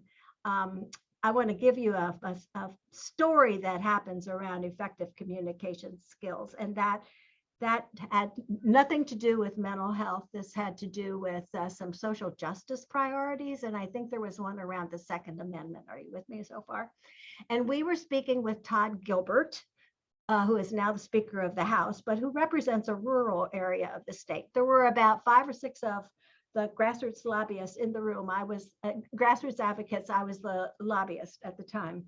And they were talking with him about Second Amendment issues. And I was watching his nonverbal reaction to the accusations that were, I would call them accusations that were being leveled against him for about 5 minutes or so. And if you've seen Todd, he's a very large man and imposing. And so, and then he started backing up. And that was my clue and my cue. And I said, you know what? I think this might be a conversation that we could have after the session in your district, where we can come and meet with you there and kind of, talk through the issues. He said, that's a great idea. And I said, thank you, we'll do that. And we left. But the point was that these were individuals who were very impassioned in what they were believing and what they wanted to communicate. And they were really watching what was happening. If you lose the other person as you're talking to that person, you're over with. And so you don't want to lose that person. You want to say what you need to say, and then say, thank you very much for your time. And then you can bite your tongue on the way out. You can do whatever you need to do to satisfy yourself, but leave it alone. So communication skills are really important. You can see I say thick skin, and you can see why. And those of you who've been doing this job for a while know you have to have a thick skin, because things will be leveled against you that aren't true, or the issues that you're working on that aren't true. And you kind of have to say, fine, and let it go at that for right now and come back another day. I talk about systems perspective because it's very important as you're advocating to understand what the other side believes. So when you're talking about systems, you want to talk about who's in favor, but who would be in opposition, and understand that, and then be able to communicate why your side is better than the other person's side.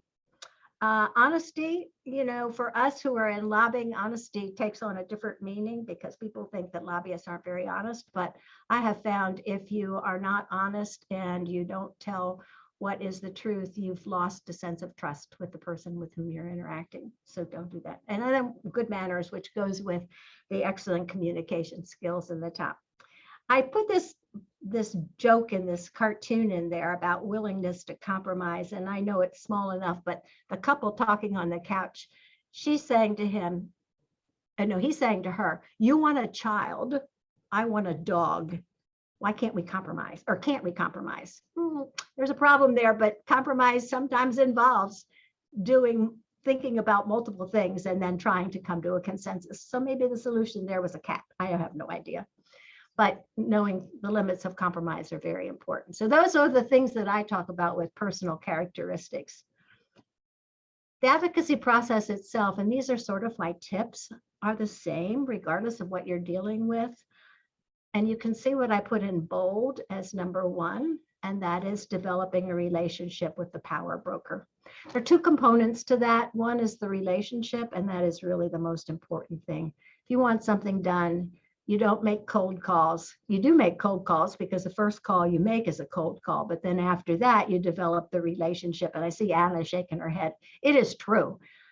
People don't like you to go to them and say, hey, we are really interested in a $50 million budget amendment, and you have never talked with that person before. And that person is saying, what are you doing here and talking to me about that? So develop the relationship.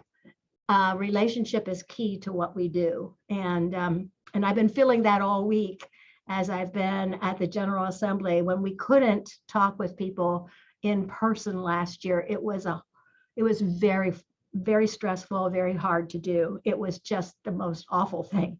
And being in the Pocahontas building, which I'm really calling the Petri dish right now, being in the Petri dish is very, while it can be somewhat stressful because you got mask versus unmasked and you're wondering what people are walking around with, being able to interact with individuals is worth all of what we had to go through last year. It is so much better. So developing the relationship, and then with the power broker.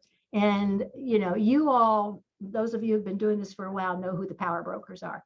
You had them on. You had Delegate Willett, you had Delegate Bell, and there are others. You've got some new ones that you're developing relationships with, but the people who are in charge of those areas that you are interested in are the power brokers. And you got to get to know them so that they can understand what your issues are. I would say finding the correct power broker, always go to somebody like Kathy Harkey, who knows the power brokers, Bruce Cruiser, who knows the power brokers, Heather Orrick.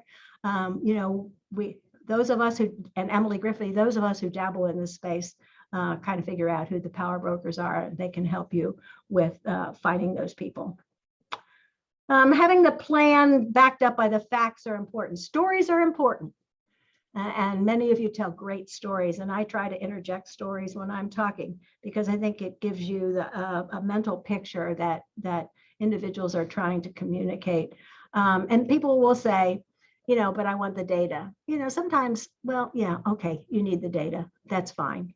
But, and we can provide you with information. So people will fall back on saying, yeah, but you haven't provided any data, when you know what the data are and you can just send the data to the person. The stories are really the important part. I think I have served in the last bullet on here is being persistent, which is kind of like having tough skin. We go after the same issues and the same solutions and the same problems over and over and over again, and we make incremental steps, and that's okay. You're not going to I almost said that word, transform. And I heard the new commissioner talk about it, and it makes me very nervous when I hear more transformation stuff. Golly days. Okay, so, but we need to be persistent and smile when they say it and say, yeah, okay, fine. So here you all are together, all the various mental health advocates are together today. And that is important because you've developed a common set of priorities and you're working off of the same priorities. And I can't emphasize how important that is for all of us to be speaking the same message. You know how detrimental it can be when one person is an outlier, a loose cannon, and will go behind your back and give a different story after you've been working really hard to share the same message. So I would say, try to make sure your loose cannons are somewhat are willing to listen and to be quiet in the event that you need to have the same message, which is really, really important.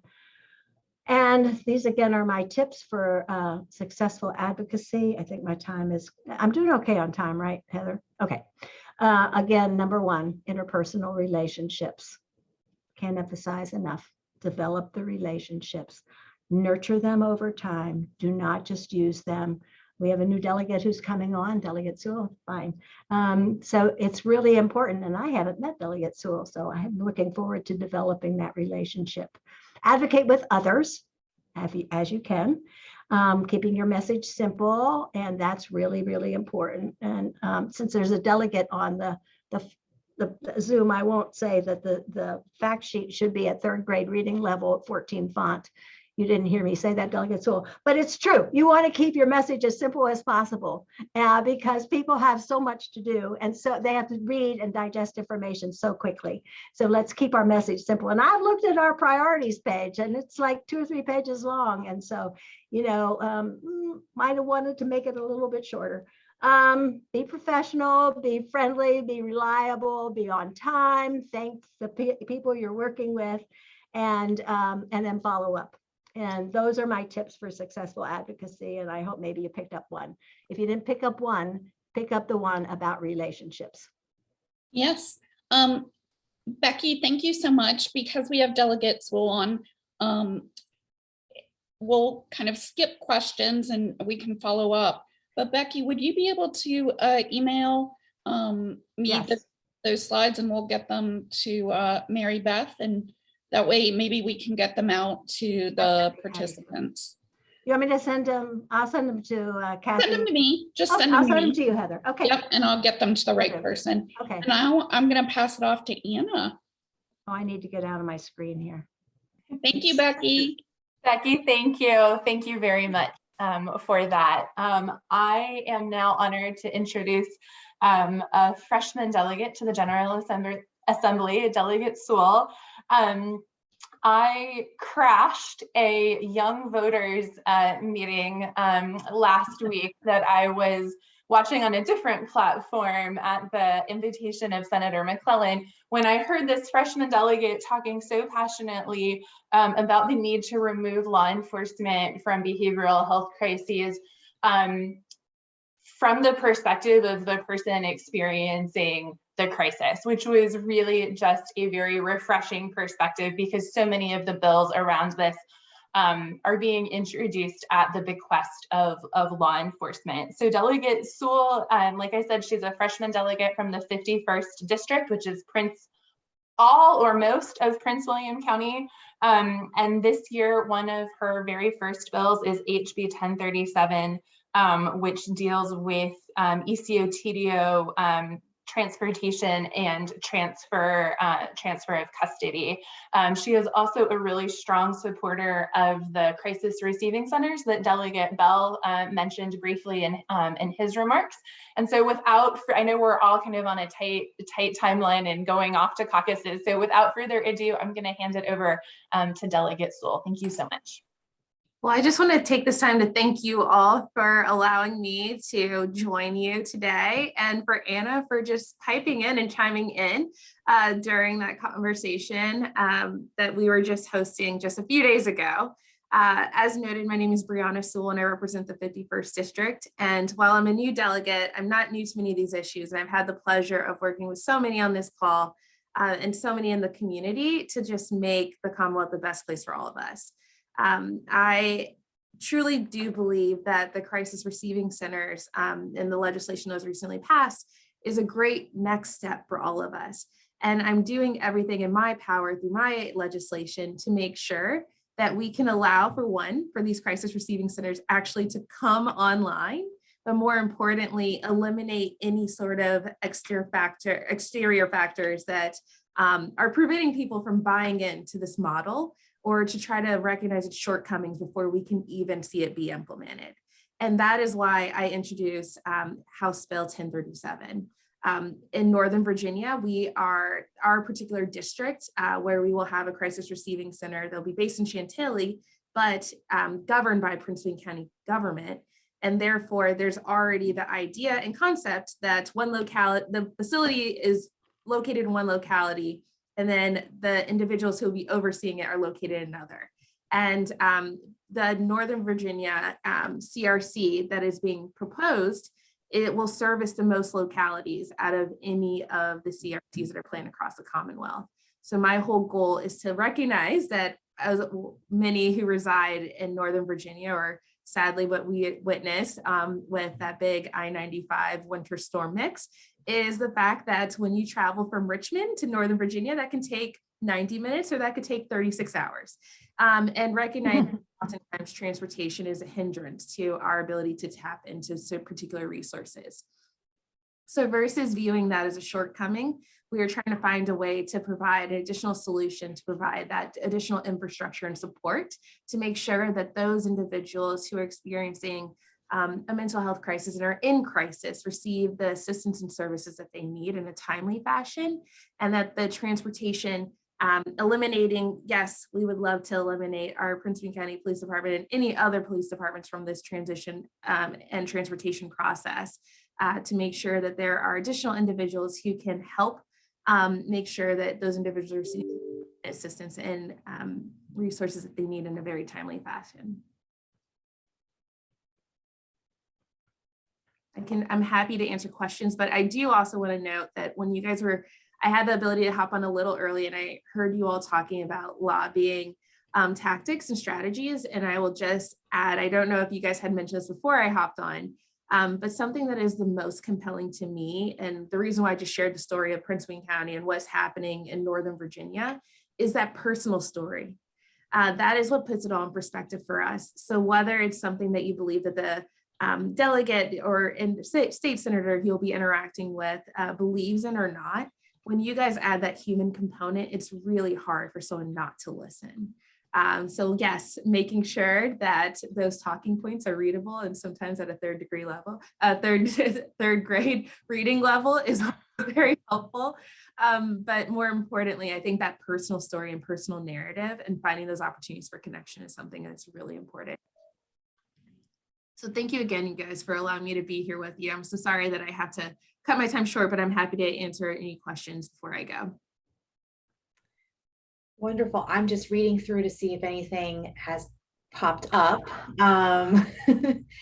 I will ask one that was brought in earlier, but in case you want to speak to this as well. A question around intake evaluations are being inadequately functionally in order to meet the requirements of same-day access. Are you willing to help provide funding and regulations to make sure that the quality of services are not being undermined in the name of efficiency and costs? I'm sorry, can you say it? So no worries. I'm trying to read through this. I've heard reports from colleagues in the mental health agencies that intake evaluations are being inadequately processed in order to meet the requirements of same-day access. Are you willing to help provide funding and regulations to make sure the quality of services are not being undermined in the name of efficiency and cost? So that sounds like a great opportunity for us to talk offline. I'd love to get some additional clarity on like where exactly that is occurring, whether that is through the state or is this like specific to a particular locality. And then also we should figure out how that's tying into the CRCs that are planning to come online. So yes, I'm happy to have follow-up conversation on that. I'm going to drop my email into the chat so you guys can contact me directly. And then we can absolutely follow up. Thank you. That's helpful. A lot of these questions come in anonymously and it's difficult to pinpoint exactly where and people might be contacting us from. So I appreciate that. Yep. All Absolutely. right. Well, if you guys don't have any more questions for me, I'm going to have an ask of you all. As a incoming freshman delegate, I really want to make sure that we're being taken seriously for one, as far as the legislation are speaking to the needs of our community. This session, I'm introducing 6 bills, and each of the bills comes from the constituents and conversations that I've had from individuals across the 51st district or in Prince William County or beyond. And therefore, we're always seeking partnerships and lobbying opportunities to make sure that we're adding those additional voices to the conversation to showcase how these pieces of legislation could actually change the lives of individuals here in the Commonwealth for the better. And in many cases, serve as the perfect example of what the rest of the nation could follow suit and implement. So any support that you all are able to provide as we prepare for committee hearings, whether that be providing testimony, whether it be in person or virtually, my team and I would be forever grateful for that assistance. If you guys have subject matter experts, anything of that nature is always grateful. Wonderful. And for time's sake, again, anybody would like to email the delegate, she has graciously put her email in the chat box function. So I don't want to take any more of your time up, but thank you so much for being here. Thank you so much for having me. Heather, I see that you want to know all about all 6 bills. Feel free to send an email and I will make sure to follow up and answer any of your questions. And once again, thank you all for letting me just hop on really quickly. And thank you for all the work that you're doing across the Commonwealth to one, just elevate the importance of these issues, but more importantly, make sure that those around you are able to share their story and feel as if there's someone who's fighting for them in this process. So I look forward to working with you and please feel free to contact me at any time. Have a great day. Thank you so much, Delegate Sewell, for joining us. We really appreciate it. Thank you. Bye, Anna. Bye. All right. I noticed that someone had asked for her email address and I will be putting that in the chat box because it did not go to everyone. Okay.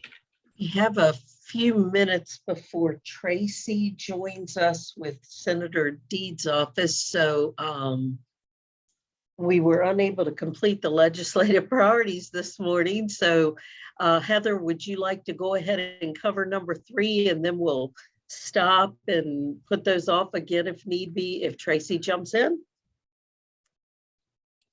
Of course, thank you. And I'll be quick. Really, it's what has been spoken about from all the speakers here today.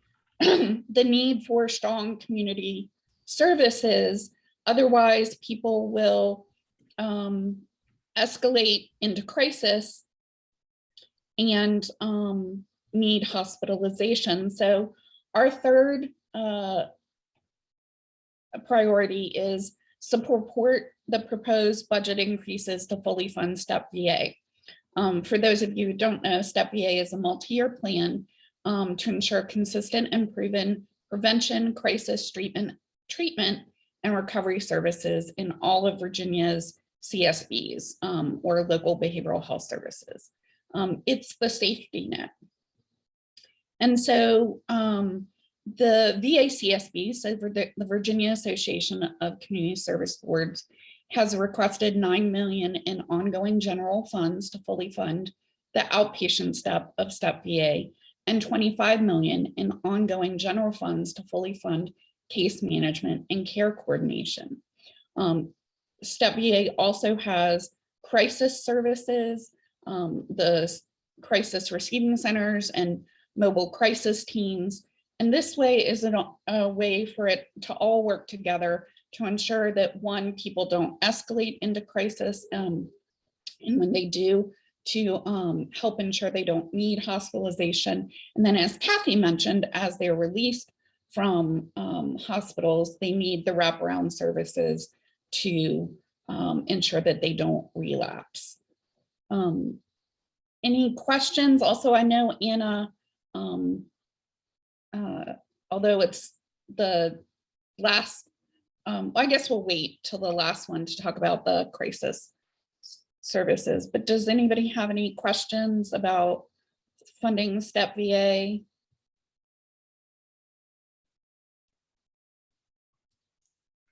And while we wait on those questions, and before Tracy from Senator Deed's office joins us, Emily, if you want, we can go ahead and discuss priority 4 also. And then if any questions come on when you're finished, we'll get those back to you, Heather. Does that sound good? Okay. Thanks. And yeah, I think we should be joined by Senator Deeds here in a minute before he heads to caucus. And so as you've heard, this is the time that they all go into their party caucuses before they head to the floor at noon. So one of the things that has always been on our radar as children's mental health services in the state, and Virginia, and Voices for Virginia's Children, as I mentioned, takes that holistic approach of supporting children's mental health and well-being. The problem with children's mental health services is that they often get sort of put by the wayside, made the second tier of like, we'll get to this next step of supporting children's services. So that has meant over time that, less access to children's specialty providers in the workforce, wait lists for services, hard to get into, whether it's inpatient hospitalization or inpatient residential treatment because of a lack of overall services, and all of those that was building up prior to the pandemic, as well as what we were seeing in things like the Virginia Youth Survey administered by the Department of Health, and increased mental health needs of young children, particularly girls, LGBTQ students, and children of color. So what we are hoping in this General Assembly session is that we don't put off what we need to invest in children and the children's mental health system. I did some looking at what our mental health budget equates to at the state, and specifically for children, including those developmental services like Part C early intervention, it equates to less than 10% of the mental health budget in the state. So we are asking for some more specific funding to go to our children's services. All of these pieces of the system that we've talked about earlier today, the workforce, Step Virginia, building up the continuum, all will also help children, but we know that we need to really focus some attention in this area because of the increased needs, because of the pandemic, because of what you're seeing with children and families day to day. So one piece that we are asking is to better integrate mental health services into our system. One great example of that is the Virginia Mental Health Access Project, otherwise known as VMAP, that provides additional training to pediatricians and folks in family practice so that they can better identify mental health needs. The second piece of the integration is now going to be to integrate with schools and our education system. So we're asking for some additional funding for the department to be able to make grants to schools around mental health supports. So I'm going to pause here. We've been letting our legislators pop on and when they're able to join us in our priorities. So I will introduce Senator Deeds, who I'm sure is not an unfamiliar face to this group of mental health advocates, one of the key legislative champions on mental health issues in the Senate. So we've been asking if there are particular priorities that you would like to share with this group of mental health advocates today. Senator Deeds, thank you for joining us. Well, thank you so much for that kind introduction, and thank you all for participating. My objectives have not changed a bit. We have to get our momentum back. We've lost it over the last few years, and COVID made every change we tried to make reversed course. We saw laid naked our staff shortages across the board. The shortages that were recognized in our facilities are across the board. They're at our CSBs, they're in our communities. We have big issues to address. I want to get the momentum back, and I want Virginia to be a model state for the rest of the country. The reality is the problems we are having are not unique, but we have an opportunity to fix them. We have an opportunity to make sure we have the services we need where we need them. People shouldn't be denied services just because of where they live or because of how much jingle they have in their pocket. We have to make sure that the resources are available statewide to those who need them. And we have a lot of work to do. I'm determined this year to make sure we protect what Governor Northam left in his budget so we can complete the implementation of STEP Virginia, but I want to build on that. And I want to make sure we take the steps necessary to build out our workforce so that we are able to provide the services that we hope to provide through STEP Virginia. And then I want to evaluate how the steps are working, because we know that what works in one place in Virginia might not work in another place. We are not a monolith. We are a very diverse state with a diverse set of needs. And I'm hopeful that we can hit a lick or two this session to continue the process of building out our services and building out mental health care throughout Virginia. Families that struggle all over the place, and we know that. And we've got to recognize that through what we've got by making it a priority. And it certainly is for me. We have the Behavioral Health Commission now up and running. We've got an executive director that's going to start the first week of February, I think, maybe the 10th. But we are going to be up and running like we've never gone before. And as I said, I'm hopeful that we can re-grab the momentum that we had for several years and we lost. And we can do it quickly. Thank you all for your advocacy. Thanks for being here today. It's an incredibly busy time. Senator Dietz, do you have time for maybe one or two questions? We Maybe know your time is limited. A couple of minutes. I've got to get to a caucus at 11 o'clock. Okay. Mary Beth? I'm just reviewing them. I'm not sure if you can speak to this, but I will ask this question. What are the current holdups and challenges taking place in the implementation of 988, which are causing soft open? I don't know that I can really address the technical issues. We are focused on getting that done as quickly as we can. I don't know where the holdups are. But we're going to focus on what the frustration in this whole process is that one legislator can only make so much of a difference. You've got to get other people to come along. And one of the things that I'm very proud of the last few years is we've made mental health a priority for a whole lot of people just by shoving it in their face and making sure that people recognize the need has not gone away. Too often in the past, we've had crisis and we've responded to that crisis, and then we move on to the next issue.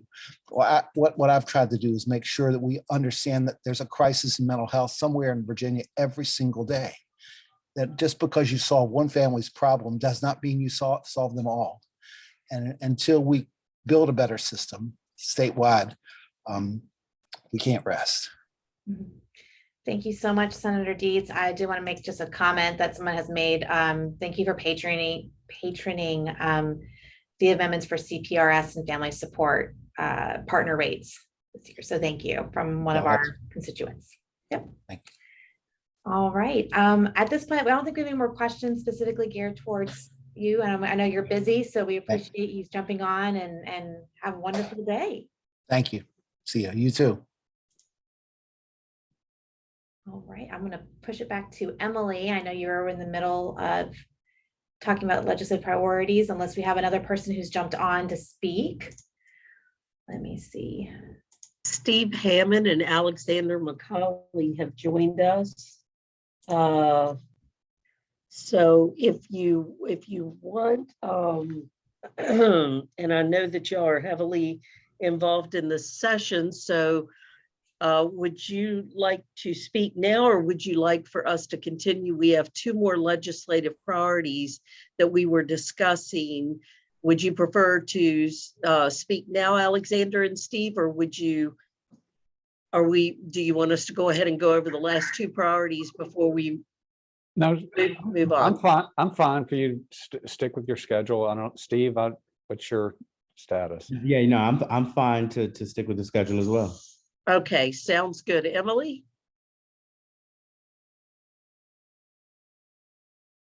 Thanks. So I was just finishing up on children's mental health priorities. We were talking before Senator Dees joined on. We talked about the need to integrate mental health into all of the spaces, like the healthcare settings as well as education settings. While we've added a lot of school counselors, we have not necessarily integrated the clinical mental health services, particularly if students have higher needs of more clinical acuity within schools. So we want to create some better connections there, and have asked for some pilot funding to be able to create connections, to have some public and private resources connected to schools. And you heard Delegate Bell also raise issues around what do we do now in these spaces of schools with Medicaid funded services like TDT, the therapeutic day treatment. We also feel like that is a very important question to answer moving forward, between the connection between Medicaid and schools. And we passed legislation last year to open up the ability for schools to pull down more Medicaid funded services, eliminating the free care rule. So we have some legislation also asking the state to dig into some of those issues, to look at some strategies that would maximize Medicaid funding in schools and provide those services most appropriately around mental health supports in schools. So that, I think, is a really key point of making sure that we integrate children's mental health services into all settings and normalize mental health and wellness as part of the early childhood experience and developmental experiences too. And with that, I think, Kathy, do you have the last priority there around crisis? That would be Heather. Oh, Heather. Okay, sorry, Heather. That's okay. Yes, so it's something that we've been talking about all day. Many people have brought it up, our speakers, and also in the chat. Our fifth priority is to expand crisis receiving centers.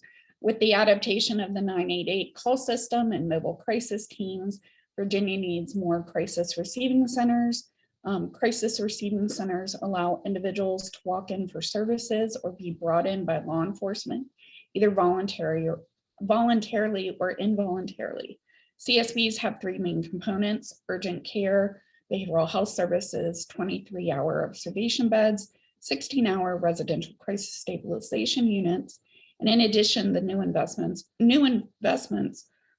forgive me, I'm losing my voice, are needed to support 988 call centers and mobile crisis teams. So we ask that you let your legislators know that you support the proposed budget of $2 million in the first year and $9 million in the second year.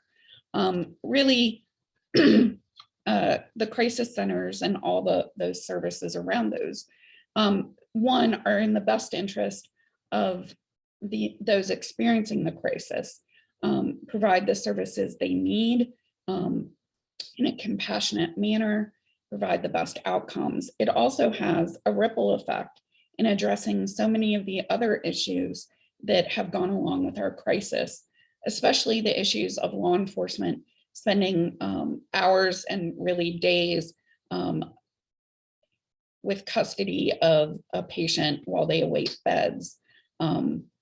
And since I'm losing my voice, and also since she's very, very knowledgeable in this situation, Anna, do you mind taking over? I'm about done with my voice. I apologize. I don't mind, Heather, at all. Thank you for that. I'll be tried both to be brief and comprehensive.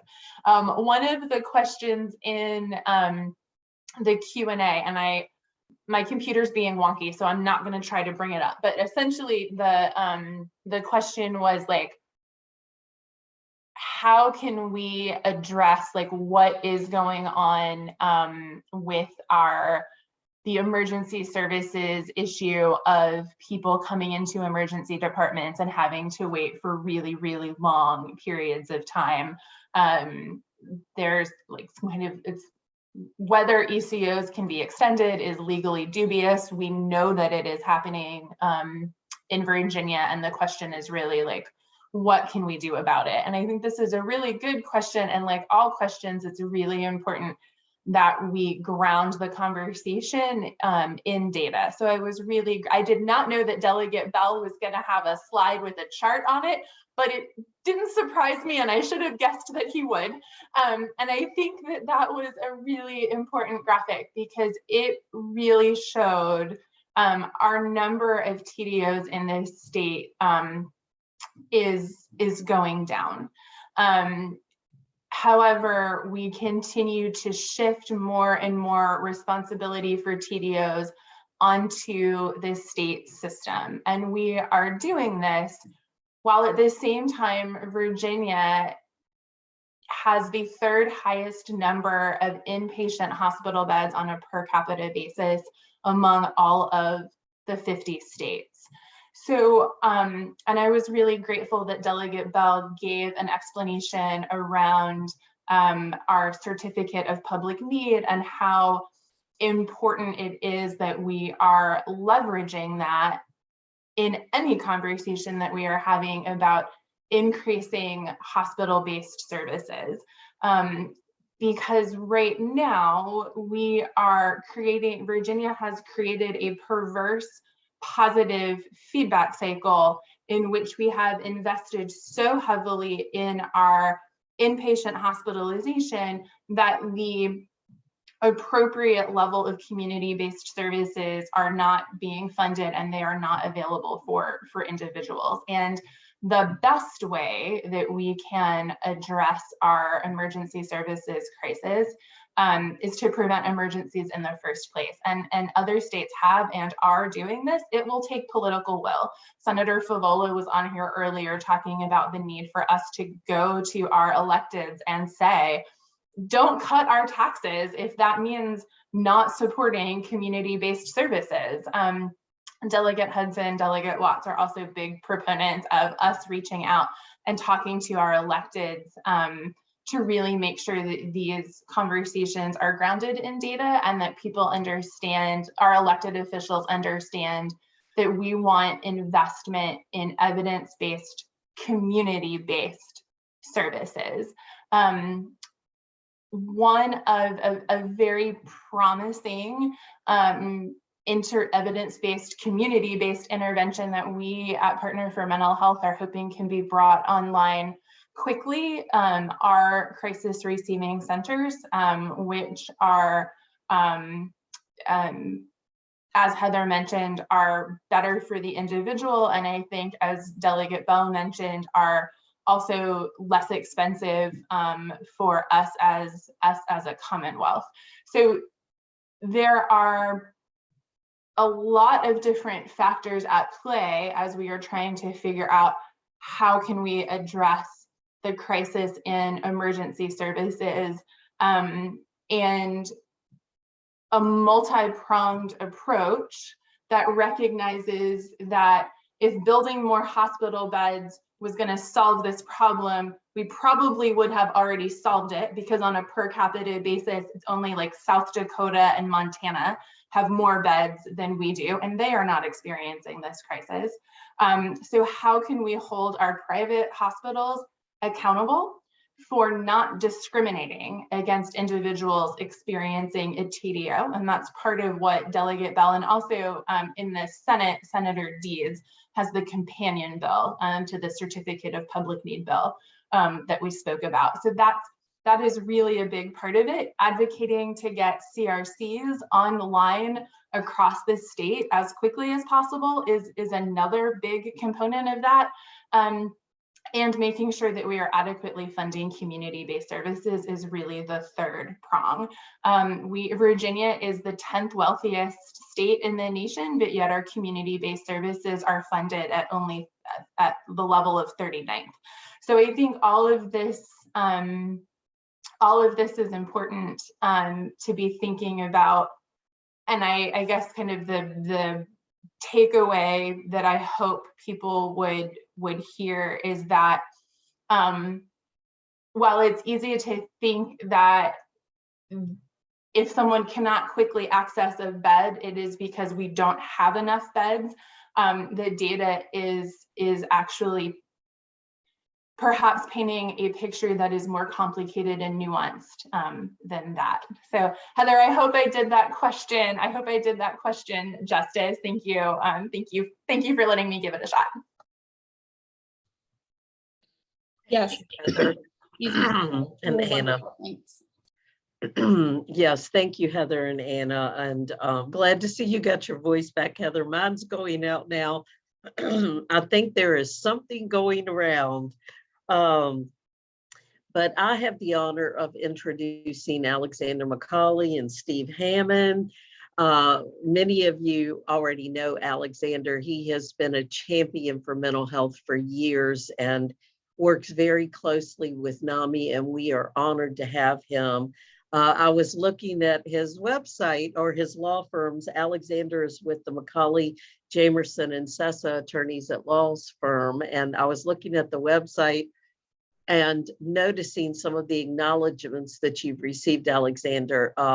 Best lawyer in America for government relations, Virginia super lawyer for government relations. And Alexander has also received the Joshua Stephen Collins Award of Excellence that NAMI gives in memory of my son. And it was just an honor to for you to be selected for that award. Steve, I've recently started working with Steve, and what an awesome experience. Steve was instrumental in the critically missing adult legislation that Senator Favola spoke about earlier. And he was such a good communicator and a delight to work with. He kept me in the loop on everything, even if I was going off on a different angle. He reeled it back in and said, Kathy, this is how this is going to work. And so, Steve, it's an honor to have you with us today also. And what we would like is if y'all could speak to us on things that you are seeing in the session that just kicked off recently, things that we may need to be aware of, things that we can do as advocates to help with mental health legislation, and to push some of the budget items that were proposed. And if you have any inside insight on changes that the newly elected Governor Youngkin may make to Governor Northam's budget, we would certainly like to hear those.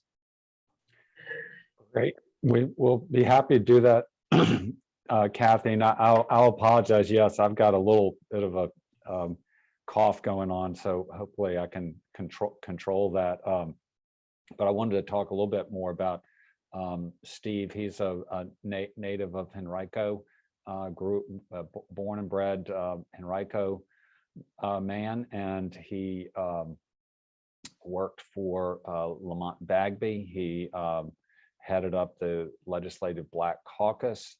He worked for Mayor Stoney. And then he started his lobbying practice, and our firm has been very privileged to partner with Steve on a number of clients, and he is very interested in mental health issues and jumped right in on the critically missing adult legislation, and has really shown his skills and talents there, working with Senator Favola and with Kathy. Kathy, thank you for citing some of my honors, but the Joshua Collins Award is one that I'm most proud of, and my association with NAMI is keeps me coming back. This is my 28th or 29th General Assembly session. I thought I'd just, excuse me, cover big picture, what's going on, and what the climate is like. I would say it's very mixed right now. I think the governor came in with a message of trying to find consensus and sort of turning down the partisan heat somewhat, but unfortunately the whole mask mandate issue, I think, has sort of blown that away. We'll see how whether that the heat over that dissipates some, and they're actually able to get down to business on his initiatives. I don't have a great deal of insight into what his plan is at this point for funding and mental health.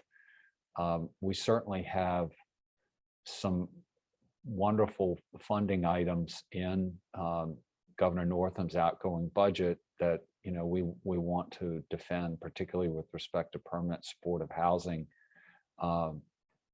I know that Governor Youngkin has spoken directly at various times of his support for supportive housing for PSH, and that's encouraging. And we are hoping that he's going to leave that intact in the amendments that he sends down. Steve may correct me. I feel like maybe those amendments, his package is going to come down on Friday, or maybe they've already come down. I'm afraid I don't know exactly when to expect those.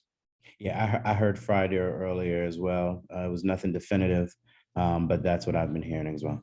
Okay, thank you.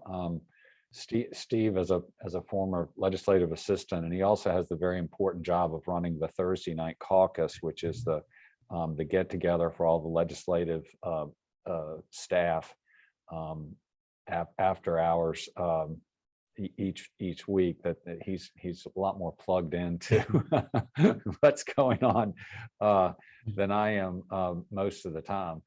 But so that's just kind of high level. I think another thing that will be very interesting to see is what the Democrats do with the governor's nomination of Andrew Wheeler for Secretary of Natural Resources.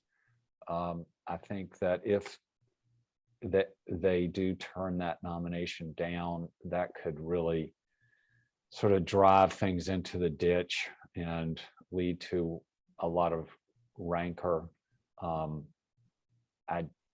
There's a couple of Democratic senators that I think are undecided on whether to go along with that effort not to confirm him. And for those of you not following it, the issue is that he was an EPA administrator under President Trump, and so the environmental community, I think, is shall we say, very opposed to his appointment as Secretary of Natural Resources, and they're trying to block his confirmation. We haven't had a confirmation blocked in about 10 or 12 years, so it's kind of a big deal. And if they do block it, I could see things kind of getting stickier and stickier and less sort of cooperation between House and Senate, Democrats and Republicans, legislature, and governor. But I'm going to stop here in a couple minutes and toss it to you, Steve. I thought maybe it would be good just to give you a little warning to maybe also touch on the what you think is effective advocacy from where you sat as a chief of staff to a legislator, and as a director of the Legislative Black Caucus. What type of citizen advocacy do you think works? What doesn't work? My perspective on that is that every member of NAMI has a superpower, which is that they're a constituent of a legislator. And I always tell people to, in the subject line of their emails, don't say the bill number, don't say, vote yes or vote no, say, I am a constituent. Because, they really zero in on constituents. And that's far more important than anything else to put in that subject line. And so if, find out who your delegate is, find out who your senator is, and, and talk to them, engage with them, and also let Kathy know who you do have relationships with, because when bills come up and we have to, as they say, it's called whipping the committee, when we're trying to get a count of the who's for and who's against. And then we have to go and try to turn certain votes or try to persuade them to vote a certain way. If Kathy has a list of, okay, here's our delegates that we have members who have relationships with, and then we can go to you and we can ask you to reach out to that delegate or that senator and say, please vote yes or no on this bill. And so your relationships with your delegates and senators are really crucial. Before I toss to Steve, Kathy, did Barbara go into the critically missing adult bill, or did you? Because we don't want to plow old ground. Yes, she did. She Okay. spoke about that in detail this morning. Yes. Okay. Well, Steve, I'll let you take over at this point and cover whatever you think would be helpful. Okay. I would first like to start and say that it has been a privilege and an honor to work on such beneficial legislation.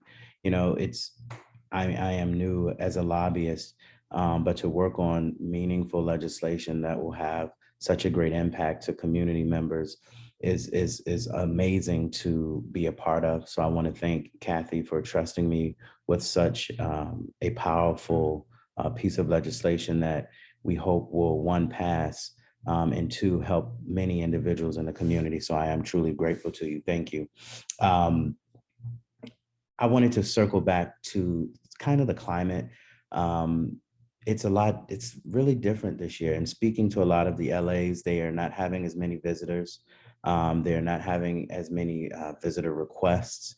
And so a lot of the LAs are really having to find moments to occupy their time to discuss issues with constituents, because they're not having as many visitors as years past, coming off of a virtual session and still dealing with a pandemic. It's just been real interesting from their standpoint to see that there hasn't been a lot of traffic down at the Capitol.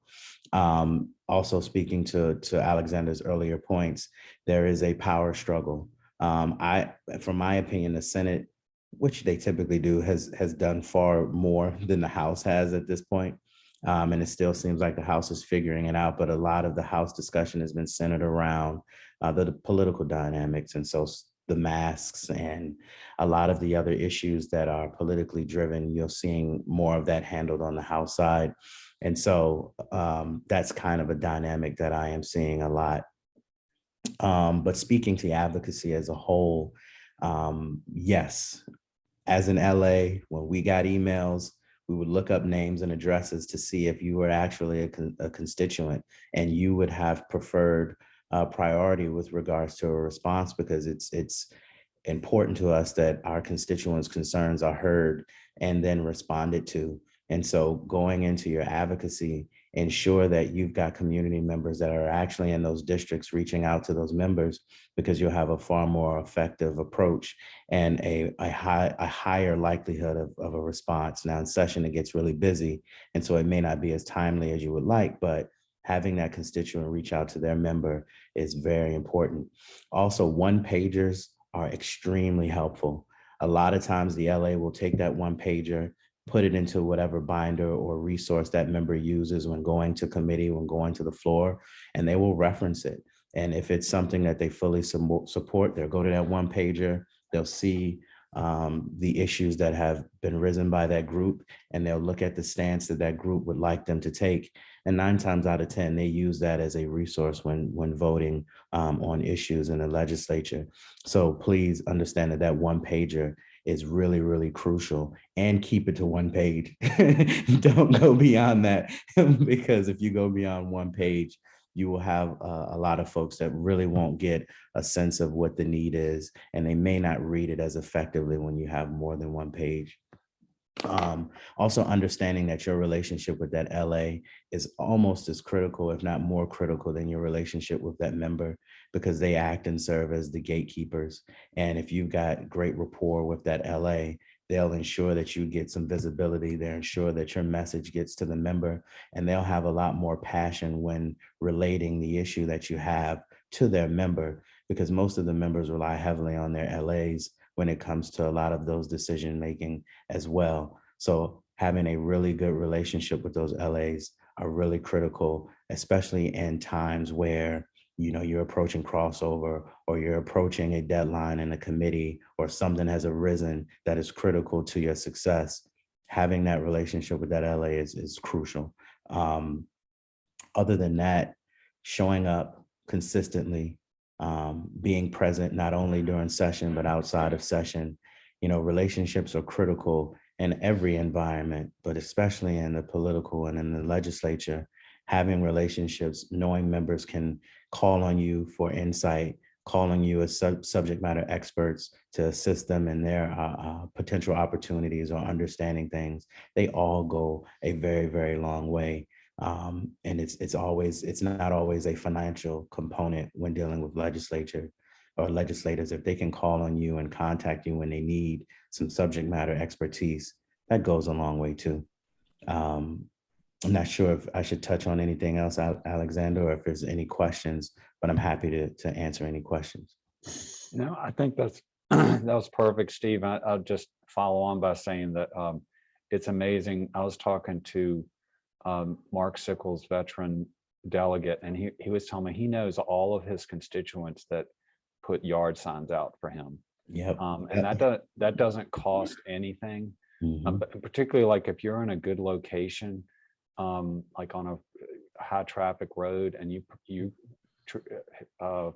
habitually put out yard signs for your delegate, man, they know who you are, and they really appreciate that. And that obviously doesn't cost a nickel to put out a yard sign. The other thing I wanted to add to Steve's important point is timeliness.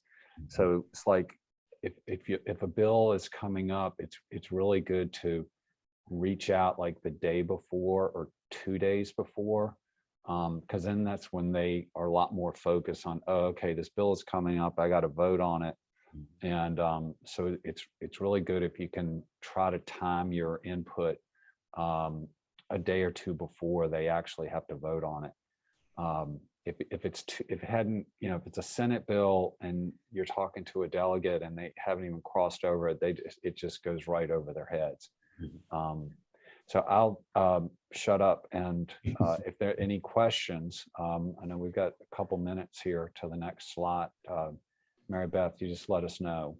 Yes, actually, I do have a question that came up about an hour ago, and we couldn't answer at the time, but you mentioned a way to build relationships is to help putting signs up in a yard. But are there other ways or tips that you have for building those relationships with an LA or with the delegate and or senator? Absolutely. You want to start, Alexander? No, please go ahead, Steve. You're better at that than I am. I'll use a basketball analogy. You know, a lot of what happens on the court, it happens because of what happens off the court. And so when you talk about practice, when you talk about training, all of that good stuff, you can apply this to political arena as well. When you're dealing with members who have limited resources as it pertains to galvanizing and building support teams in the communities, it's always good to be that organization or those individuals that they can look to when it is time. And of course, if you're in favor of their mission and if they are aligned with your mission, but it's always good to support them when they're in need. So when you think about elections, you know, for the House of Delegate member, it happens every 2 years. For Senate, it happens every 4. And so, especially in a House, they're always running for office. You've got 1 year to legislate, and then that following year, you're running for office. So to have those individuals that they can count on for support whether it be spreading that legislator's message throughout your community, throughout your organization and your stakeholders, or just giving them that additional support when needed always goes a long way. And going back to what I said about being those subject matter experts that they can count on for great resources or great references when they are trying to put forward a message that is aligned with you. It's always good to have that person that they know they can call for solid information that is going to be supportive of them, and they can push that through and not have to worry about it. Yeah, and I would say, there's not many good things have come out of the pandemic, but these types of Zooms are a good thing, and legislators are like them. And so if you can organize a 15-minute Zoom or a 20-minute Zoom with your legislator and your local chapter, they love that and would be schedule that all day long. But it has to be short. It has to be like 30 minutes or 15 minutes. And they would like that, and they would do that. And it's a great way to build a relationship. That is a great point, Alexander, especially when you look at your more seasoned members who don't have the stamina to run around the district as some of their younger counterparts.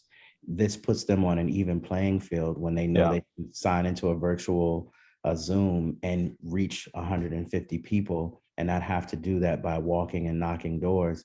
Not to say that they would use that as an excuse to not knock doors, but it's extremely helpful when they don't have the same vigor as they once did. So it's extremely helpful. And to Alexander's point, they will book a Zoom every day, all day. Yeah. Great, thank you. I'm going to shift gears really quickly and ask another question, if that's okay.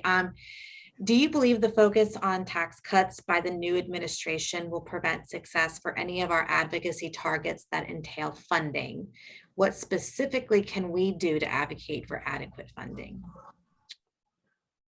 Well, I mean, I think we have to take the position that, it's great that there's this surplus, but things are so drastically underfunded that you could invest all of that money in things like salaries, facilities, community services, and you still would come up short. So I mean, it is a threat, and it always bothers me when they say, well, we've got this surplus and we've got to return it to the taxpayers. Well, one of the reasons you have the surplus is because you've been drastically underfunding things since the beginning of time, since the Bird machine. And so I just don't give any solace to people who say that, we should have tax cuts. I just completely disagree. Thank you. Steve, did you want to chime in or? No, I mean, I concur with Alexander's statement, and the unfortunate reality of it is there's always going to be issues regarding funding for essential and important programming, and you have your fighters in the legislature that advocate for those. But even when they get put into legislation, they always find a way to cut it on the back end. And we could see that from a couple of years when we had a lot of those educational, programming and funding. And when we hit the pandemic, they were the first to go. And so it's a tremendous hardship for those communities and those organizations that need it. And we have to continue to advocate and to go to bat for those resources. But no matter the administration, it seems to always get cut. And to Alexander's point, we'll have a surplus, but that's because you're not funding these essential programming. So I don't know as much of an administration issue as it's just an issue at all times when it comes to funding. These important programs are always cut, and we just have to continue to fight and advocate for them and not make these important issues a memory. We have to keep it to the forefront of our legislators and push them. Thank you. I had a question did come up when Senator Deeds was on, and again, it's a specific question. So if you guys have any thoughts that you want to share, feel free. Otherwise, we could always put this towards the rest of the panelists that are on. But in Northern Virginia, people, this person saying that are routinely sent to Petersburg or Williamsburg because there are no beds in Northern Virginia. Are beds really available, but private hospitals are rejecting patients, or are there just really not enough beds? Well, I don't know. I don't know the answer to that. I know Barbara Favola has been, and she probably talked about this a little bit because she's got a bill, I feel like, on that subject, and but I'm not really up to speed on it, so I have to defer on that.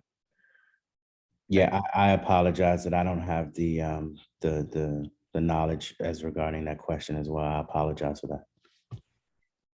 I can say in response to that we, due to the number of hospital beds that have been needed and the decrease in the number of available state beds, that we have received reports about private hospitals being selective in the patients that they will accept. And so a lot of times they're not taking the patients that they feel would require additional effort. And so it has created a problem and a bottleneck in the system.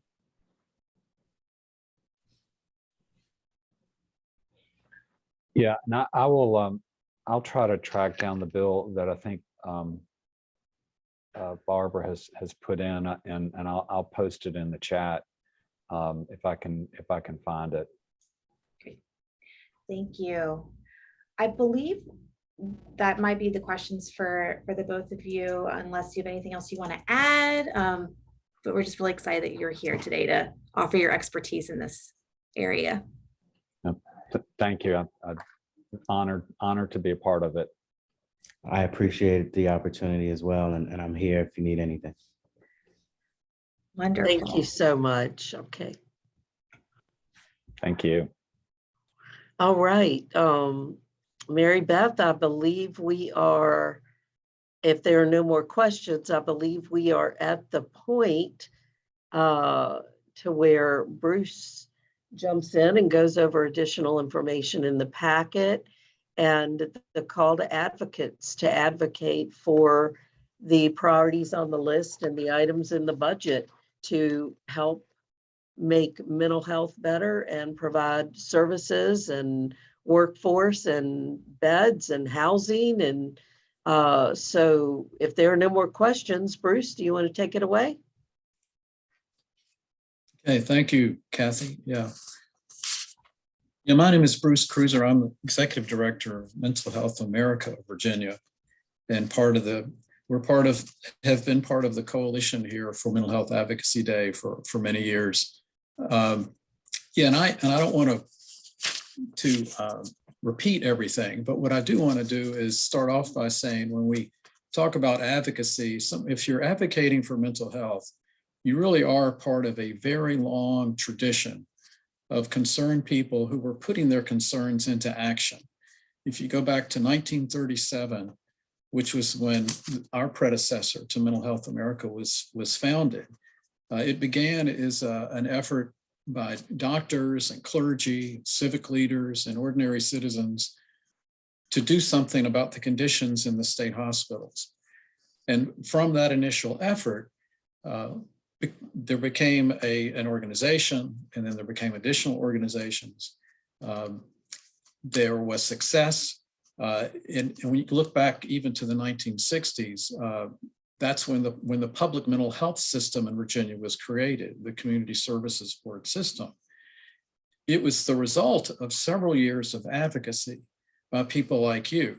So it's important to remember this is a long-term effort, and the short term is vitally important, and the long term is vitally important. So advocacy is not a one-off. It's not just for this General Assembly. It's ongoing throughout the year and over the years. And as Delegate Willett said, we need you. We're not the experts. So it's the advocates that have really precipitated the changes. You've got materials in your packet that speak to a few things. There's the list of issue priorities. There's legislative emails. There's the sample advocacy message.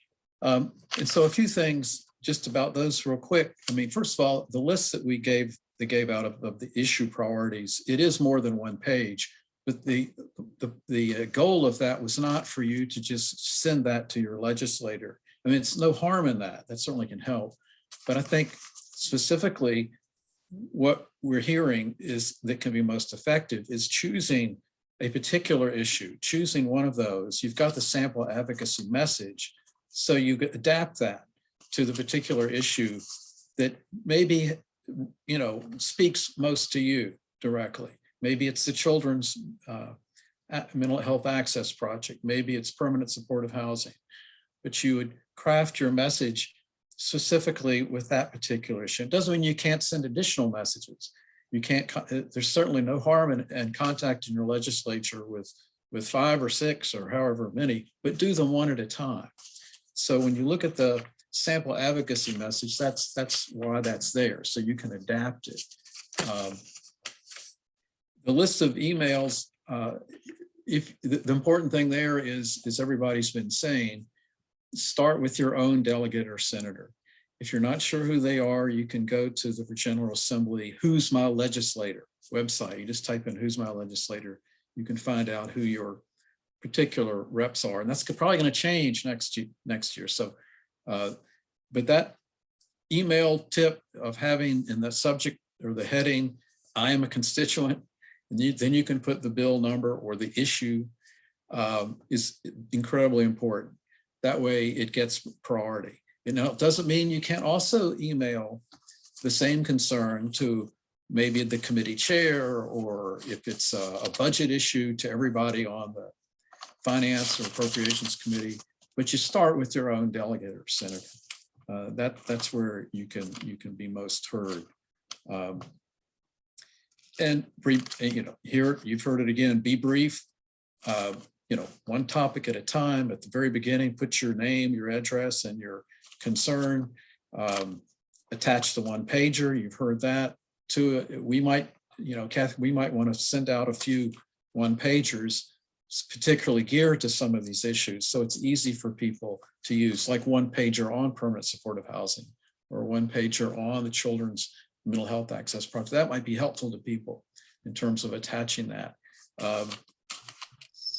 We also are going to send an email out to everyone registered for Advocacy Day that will include another message that's very general, that can be used for anything throughout the session, that just basically says, please support mental health funding and services.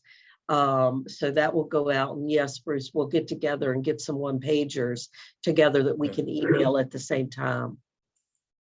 Well, that's great. And thank you for mentioning it. I mean, one kind of gift we have this year with the outgoing governor's proposed budget is across the board, the increases for all of these, almost all of these issues in the mental health budget.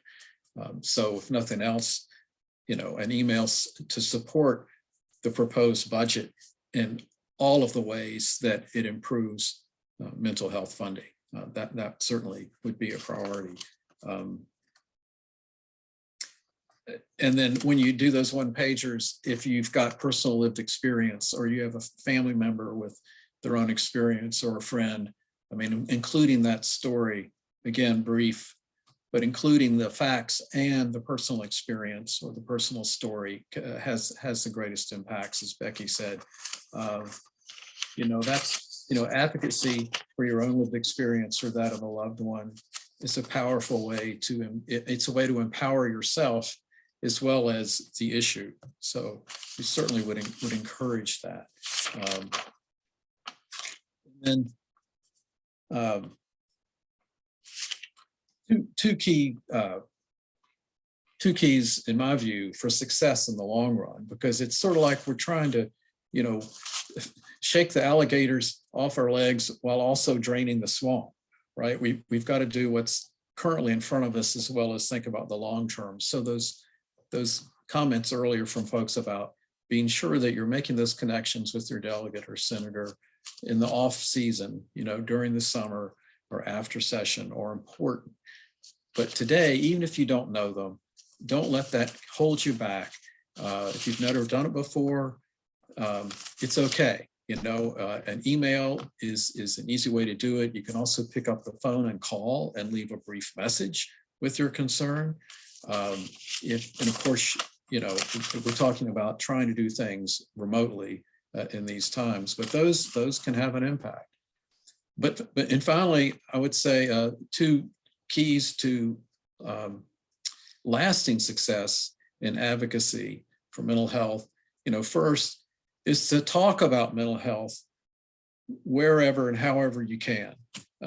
This helps break stigma. This helps it become simply seen as part of everyone's overall health, which it is. We all have mental health. It's okay if you don't feel well, talk about it. Talk about it with someone you trust. If you're not feeling well, you can do that and you're more likely to get the help that you need. And the sooner you get that support and that care that you need, then the sooner you're going to feel better and the better the outcomes. And then finally, take care of your own health. We need you for the long haul. So, so many advocates, I've seen it, they burn out. They're so passionate and they put in 120%, but that takes a toll on their individual health. We need to walk the talk. We need to take care of ourselves throughout this process. So finally, if there are questions or other things if there are questions from the panelists or the comments from the panelists, please jump in here. I'd like to add, Steve mentioned the traffic has been minimal at the General Assembly in person this year. And so if you would like to go to the General Assembly to speak about an issue that's extremely important to you, it sounds to me like it would be easier to get an appointment. And so that opens a door there. And also we offer advocacy training. I'm doing one tonight. It's the NAMI Smarts program. I'm working with another NAMI member to do, and I know Mental Health America Virginia also offers an advocacy program. So if you're unsure and you don't know exactly how to do this, that would be a good program to possibly sign up for and maybe meet someone. If you are nervous about going alone or doing this alone, you might meet someone through a training program that you can partner with in your advocacy. And even though it is extremely important to indicate constituent, and that is very, very important, I 100% agree with that. When something goes before a committee like Finance Appropriations, we may not be a constituent of the members of that committee. And so I feel like it is important also for advocates to come out in force to advocate on certain financial or budget issues, whether you're a constituent or not. And NAMI, as well as the partner organizations participating in Advocacy Day today, generally have some kind of an action alert system that they use to get those messages out. So pay particular attention to that. And if you're not already registered to receive those communications, I would suggest that you sign up. And I believe that's all I have for now. I was thinking of something else a moment ago, but I've forgotten what it was. So I'm going to be quiet and let the other partners jump in here. The one thing that I would add is, and this is echoing a statement Emily said when she opened us this morning, which is that don't be surprised that you will find political allies kind of on both sides of the aisle. You may also find political adversaries on both sides of the aisle as well. That's kind of the nature of this work. But you may be a really staunch conservative, and you might realize that you have something in common with your very liberal representative or senator, and or vice versa. And I think a really good example of this is that, this partnership across the aisle with Delegate Bell, who is a Republican, and Senator Deeds, who is a Democrat, with them coming together to, I think, in a very creative way, leverage the certificate of public need process in order to reduce discrimination against people experiencing a TDO. I would hope that that's something that, like, everyone on this call, no matter where you fall on the political spectrum, is something that you can get behind. So I just tell you that as a way, like, don't write off your senator or your delegate because you might not have voted for them. And not only don't write them off, if you can at all bring yourself to be polite to them, because you might need that. Their vote might be the deal breaker in, something that comes up at the end of session or next year. And you want to be able to kind of hold your nose, if you have to, and have a collaborative conversation with them. So thank you. It was awesome to get to be able to be part of this today, and yeah, thank you very much, and make your voice heard at the General Assembly this year. And just to add to that, Anna, within all of our organizations, we have Democrats, Republicans, Independents.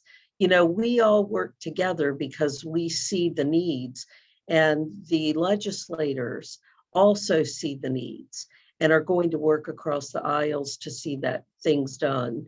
And another thing that I have found important, I don't know if anyone else has, but when I go to visit a legislator for the very first time, I pull up their website and I look at what they've done.